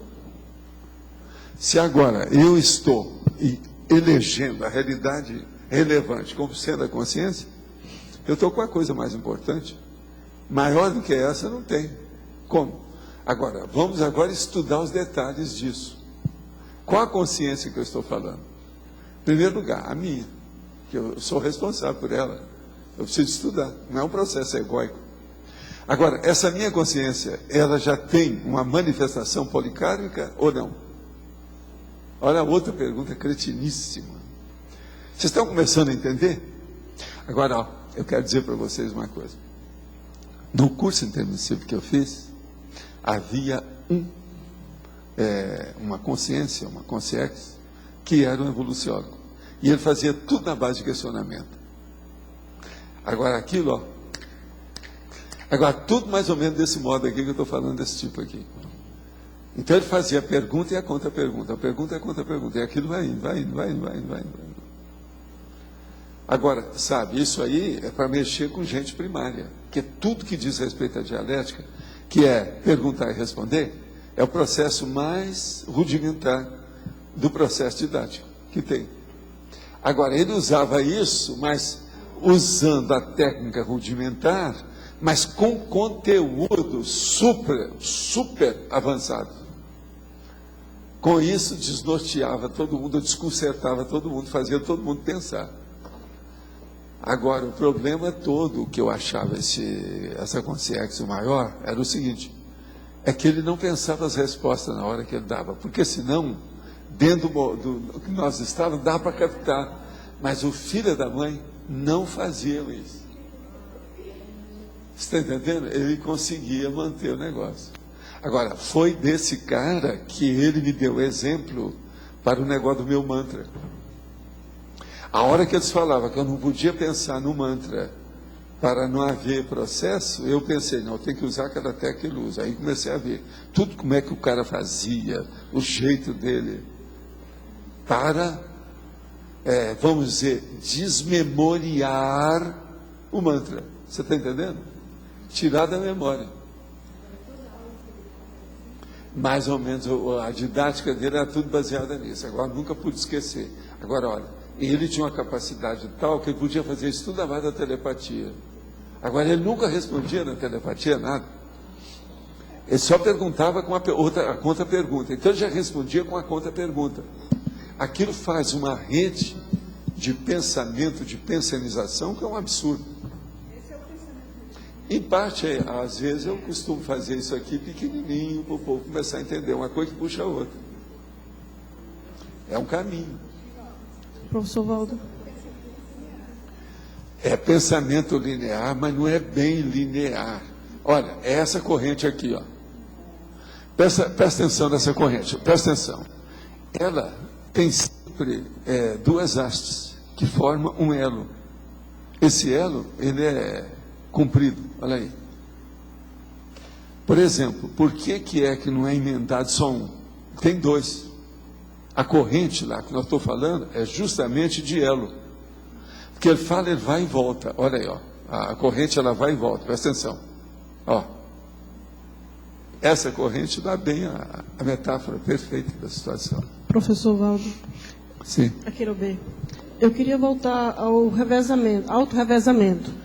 Quando Sim. nós estamos trabalhando com matemática, por exemplo, acertos grupocármicos, geralzão assim, que você tem interesse, você quer saber mais, quer entender, quer a dinâmica, tudo. A questão do auto-revezamento já vem de uma vida anterior, porque já mexeu com isso no curso intermissivo, e você está interessado agora em investir Sim, mas esse é o auto-revezamento inconsciente. O que eu estou falando é só o consciente. vocês, em matéria de auto-revezamento consciente, a maioria, vocês estão começando agora. Me perdoa eu ser franco. Não, mas é isso que eu estou querendo exatamente entender. Essa parte que está no curso intermissivo, que você fez uma programação, mas esse é o revezamento que o senhor está falando agora. É isso que está sendo trabalhado aqui, consciente? Era essa exatamente a pergunta que eu estava querendo saber. E você respondeu. É daqui para frente. O negócio é daqui para frente, porque a maioria de vocês estavam muito enroladinhos, né? Sim. O problema é esse. Agora, então, daqui para frente, a coisa, tudo vai ser diferente. Parece até samba. Isso é animador. Mas... Samba de carnaval. Mas é mais ou menos isso. Entendi. Então, tudo que você conseguir consolidar em termos de temas, de estudo... daqui para frente para dar continuidade. Como a coisa é nova, eu de vez em quando tenho que falar nessas coisas para vocês começarem a pensar. Isso não pode ser descartado. Sim. Tem que estudar agora. Por enquanto ainda é muita coisa teórica, mas a prática vem com o tempo. Sim, entendi. Agora, por exemplo, eu raciocino em matéria de auto-revezamento há praticamente mais de meio século.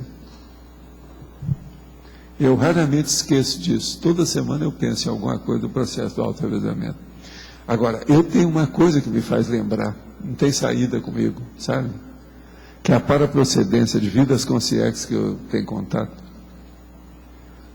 Você mexendo com as conscientes, você sempre volta a Penates. Entendi. Lembra do negócio de voltar a Penates? Você sabe o que é isso? Entendi. Então, esse retorno comigo, ele praticamente é imposto pela circunstância. E que a maioria de nós está exatamente trabalhando para chegar a esse nível. Agora, o que eu acho muito bacana, por exemplo, eu vi aqui depois, enquanto eu estava ouvindo ali a coisa, eu percebi um negócio aqui. O Casimiro Montenegro, ele veio com gente dos nossos amigos, que tinha gente que era meu conhecido lá dos negócios do CTA. Entende? Eles vieram juntos. Por isso que ele apareceu aqui. Na cara. Agora, a gente já fez uma ligação ontem. E nós passamos várias horas lá. Foi mais de hora lá que eles falaram sobre ele, o Casimiro Montenegro. E a família lá, tinha 4 elementos da família lá. Tal. Isso então fez uma evocação muito forte do processo. Agora, a hora que eu cheguei, as energias que eu sentia ainda não eram dele. Era de outras consciências. Depois é que eu vi que ele apareceu. Agora, ele apareceu na hora que eu pedi lá para o astrofísico chegar e conversar com a turma para mostrar o negócio dos problemas de telescópio, as coisas todas que tem. E o problema que eu falei com ele, não, isso é igual ao meu online, que eu falo em online, é a mesma coisa. Você vai falar agora, só que tem com os observatórios do mundo inteiro. Isso é o máximo. Agora, então você veja, você tem contato com uma certa pessoa, aquela pessoa tem contato com o outro tem contato com o outro. Aí chega uma pessoa que está ali, você não tem contato direto com ela, mas através da rede de contatos que você tem, ela vai chegar aqui. Foi isso que está acontecendo com ele. Vocês entenderam? Que às vezes eu falo na pessoa, quando a consciência aparece, né? Você pode pensar assim, o Valdo tem contato com esse povo, está tudo ligado. Não é bem assim. É a nossa turma que tem contato, que faz a evocação e que chama, e que, está entendendo? Que entra. São os elementos. Enfim, não é bem que eu tenha contato com esse povo, é que minhas relações públicas são ótimas, extrafisicamente. Está entendendo? Aí é que é a turma. O negócio todo é esse. Agora, isso aí hoje não é bem relações públicas, tem até outros nomes para isso, né? Networking. Mais uma vez, são os elos da corrente. O primeiro não está conectado com o último, mas um e outro vai passando. É assim. Professor, o senhor falou essa questão do autorrevezamento. Então, mais ou menos assim, pré-requisitos para se ter... Agora, você falou em elo, seria bom eu clarear uma coisa para você. O elo sério, aqui, ó, esse negócio seria assim, ó. Esse aqui, ó, ficaria para baixo. E aqui coloca uma borla. Está entendendo? Isso, então, é a base da corrente e depois o fim da corrente. Lá também criaria um desse jeito. Aqui tem uma borla. Sabe o que é borla? Lorna. De cortina. O rabinho tem. Então, veja, o início é o rabo inicial, o fim é o rabo final. No caso, seria o tupete. A vida é assim. Professor, Está claro isso aí? Só para constar, o meu objeto na prova da imagística foi essa corrente. Ah, foi? Foi. Você, então, está acorrentada ao assunto. Foi. Sem dúvida, né? O negócio Foi muito bom. Gente, então, aos nossos comerciais, por favor, que está no horário. Obrigada. As pontuações da tertúlia de hoje foram 12 votos online, 14 perguntas respondidas online, 16 perguntas presenciais, 60 assinaturas no livro de presença, 11 praticantes da técnica de Invexis. Hoje vamos ter 4 recados: Neida, reaprendência; William, pai, essencial, reaprendência; Eduardo, amigos; César, Cognópolis. A eleição do verbete para amanhã: autoidentificação somática, confrontação urbanística, meio de sobrevida, minifalha, preferenciologia.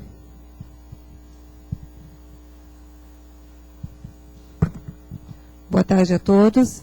Em nome da Reaprendência, gostaria de convidar a vocês, tertulianos e tertulianos, a participar de uma aula aberta amanhã, às 15 horas, na sala compartilhada das ICs, no grupo CAEC, antigo salão de eventos. O tema será Dinâmica Evolutiva do Convívio. Então, eu convido a todos, devido à relevância do tema que diz respeito a todos nós. Lembrando também que este é um evento totalmente gratuito. Contamos com vocês amanhã, às 15 horas, na sala compartilhada para o evento Dinâmica Evolutiva do Convívio. Pessoal, gostaria de convidá-los para uma turma especial do Programa de Aceleração da Erudição, que é o PAI, onde nós desenvolvemos uma atividade para aqueles que querem iniciar o seu trabalho nos ciclos convencionais, onde nós lemos 20 livros por semestre. Então, algumas pessoas falam que gostariam de ver alguns livros que são mais iniciais, gostariam de ter uma ideia um pouco maior, mais profunda sobre a história da filosofia. Então, nós fizemos essa atividade e fizemos uma parceria também com o ARAC. Os professores do ARAC, que estão participando do QDC, da qualificação de professores, eles vão participar dessa turma através da internet, vão ser mais de 60 professores participando conosco. Então a gente gostaria de convidar tanto aqui vocês presencialmente para essa turma, que vai ser dia 10 de junho, quanto também os teletertulianos, que vão poder participar pela internet dessa atividade. Nós vamos ter 21 aulas, dessas 21 aulas, 4 vão ser aulas introdutórias. Nós vamos ter introdução ao pensamento grego, da Grécia Antiga, nós vamos ter introdução ao pensamento medieval, introdução ao pensamento moderno e introdução ao pensamento contemporâneo. Além da leitura de 17 livros que a gente considerou lá numa seleção difícil de ser realizada, mas que seriam os mais essenciais para a gente dar, vamos dizer, a partida para um estudo mais sério sobre essa situação toda. Eu quero lembrar que todos podem ter informações sobre essa atividade na recepção do CAEC diretamente, ou então enviar um e-mail para a Reaprendência, principalmente o teletertuliano no caso, que é o e-mail contato@reaprendência.org. Lembrando que Reaprendência se escreve com T. contato@reaprendência.org. As inscrições elas estão abertas. Para a turma presencial nós temos 20 vagas, no entanto já tem 2 pessoas inscritas, restam 18 vagas. Lembrando que essa atividade ela vai ser quinzenal, diferente das turmas tradicionais do PAI, que são semanais. Então nós vamos ter aí 1 ano de atividade para podermos ler essas obras e temos as 4 aulas. Tá? Mais informações pelo e-mail. Obrigado. Pessoal, nosso recado em relação a amigos, a gente queria lembrar aquelas pessoas que têm algum interesse de ajudar aqui a estrutura do CAEC, o Holociclo, a Holoteca, o Tertuliário, que existe o programa Amigos da Enciclopédia, uma forma da pessoa contribuir e a partir de junho agora tem um benefício, ou vários benefícios que a gente vai explicar direitinho para vocês aqui, dia 31 de maio, na tertúlia do domingo. Então, o valor é R$60 por mês, tá? É mais ou menos R$2 por dia. Muitas pessoas nos perguntam como ajudar, o que eu poderia fazer para contribuir aqui com o grupo, enfim. Então é uma forma financeira da pessoa contribuir, ser uma mantenedora, ou mantenedor de toda essa estrutura. Tá? Então é um programa que existe desde 2004, tá? Ele já arrecadou mais de R$610 mil, já foram mais de 900 inscrições, tá? Então é praticamente um programa bem consolidado, e que funciona, que ajuda, que dá um grande suporte aqui para o trabalho da Conscienciologia, da enciclopédia aqui em Foz do Iguaçu. Então, qualquer dúvida, interesse, quem está aí no computador, no teletertuliano, pode ligar no 45 3525 2652. Existem formas de fazer por telefone a inscrição. Quem está aqui em Foz do Iguaçu pode dar um pulinho na recepção do CAEC. Está ágil a inscrição, não é demorado, no máximo uns 10 minutos, e a pessoa contribui aí e se torna amiga da enciclopédia por 1 ano. Obrigado. Pessoal, boa tarde. É só para reforçar o convite. Nesse sábado, a partir das 18 horas, nós vamos ter as cerimônias de criação do bairro da Cognópolis. Às 18 horas vai ser o plantio de um baobá, que é uma árvore africana que dura aí no mínimo 3.000 anos. Às 19 horas nós vamos ter a presença do prefeito Paulo McDonald, de vereadores, secretários da prefeitura. Vai ser assinado o decreto de criação do bairro e também o decreto de liberação de aprovação municipal das obras do Vila Consciência. A gente confirmou ontem com o prefeito Paulo McDonald, está tudo certinho, vai ser sábado, 19 horas. E em seguida vai ter um coquetel. Eu queria lembrar os teletertulianos que o pessoal da Comunicons disse que vai dar para fazer a transmissão online, então vocês podem ficar ligados ali no sábado a partir das 19 horas, vai ser feita a transmissão diretamente lá do auditório do discernimento. E em relação a domingo, eu gostaria de passar um recado também, nós vamos ter a nossa tradicional sessão pipoca, o filme é Na Noite do Passado, um filme de 1942, um filme com 67 anos, deu muito trabalho para a gente conseguir. Trata a história de um veterano de guerra e a maneira como ele é recuperado, assistido, ajudado por uma enfermeira. Então, esse filme vai ser exibido na sessão pipoca de domingo, 20 horas, estão todos convidados. Muito obrigado. O verbete vencedor para amanhã é Preferenciologia com 13 votos. Obrigado e boa tarde a todos.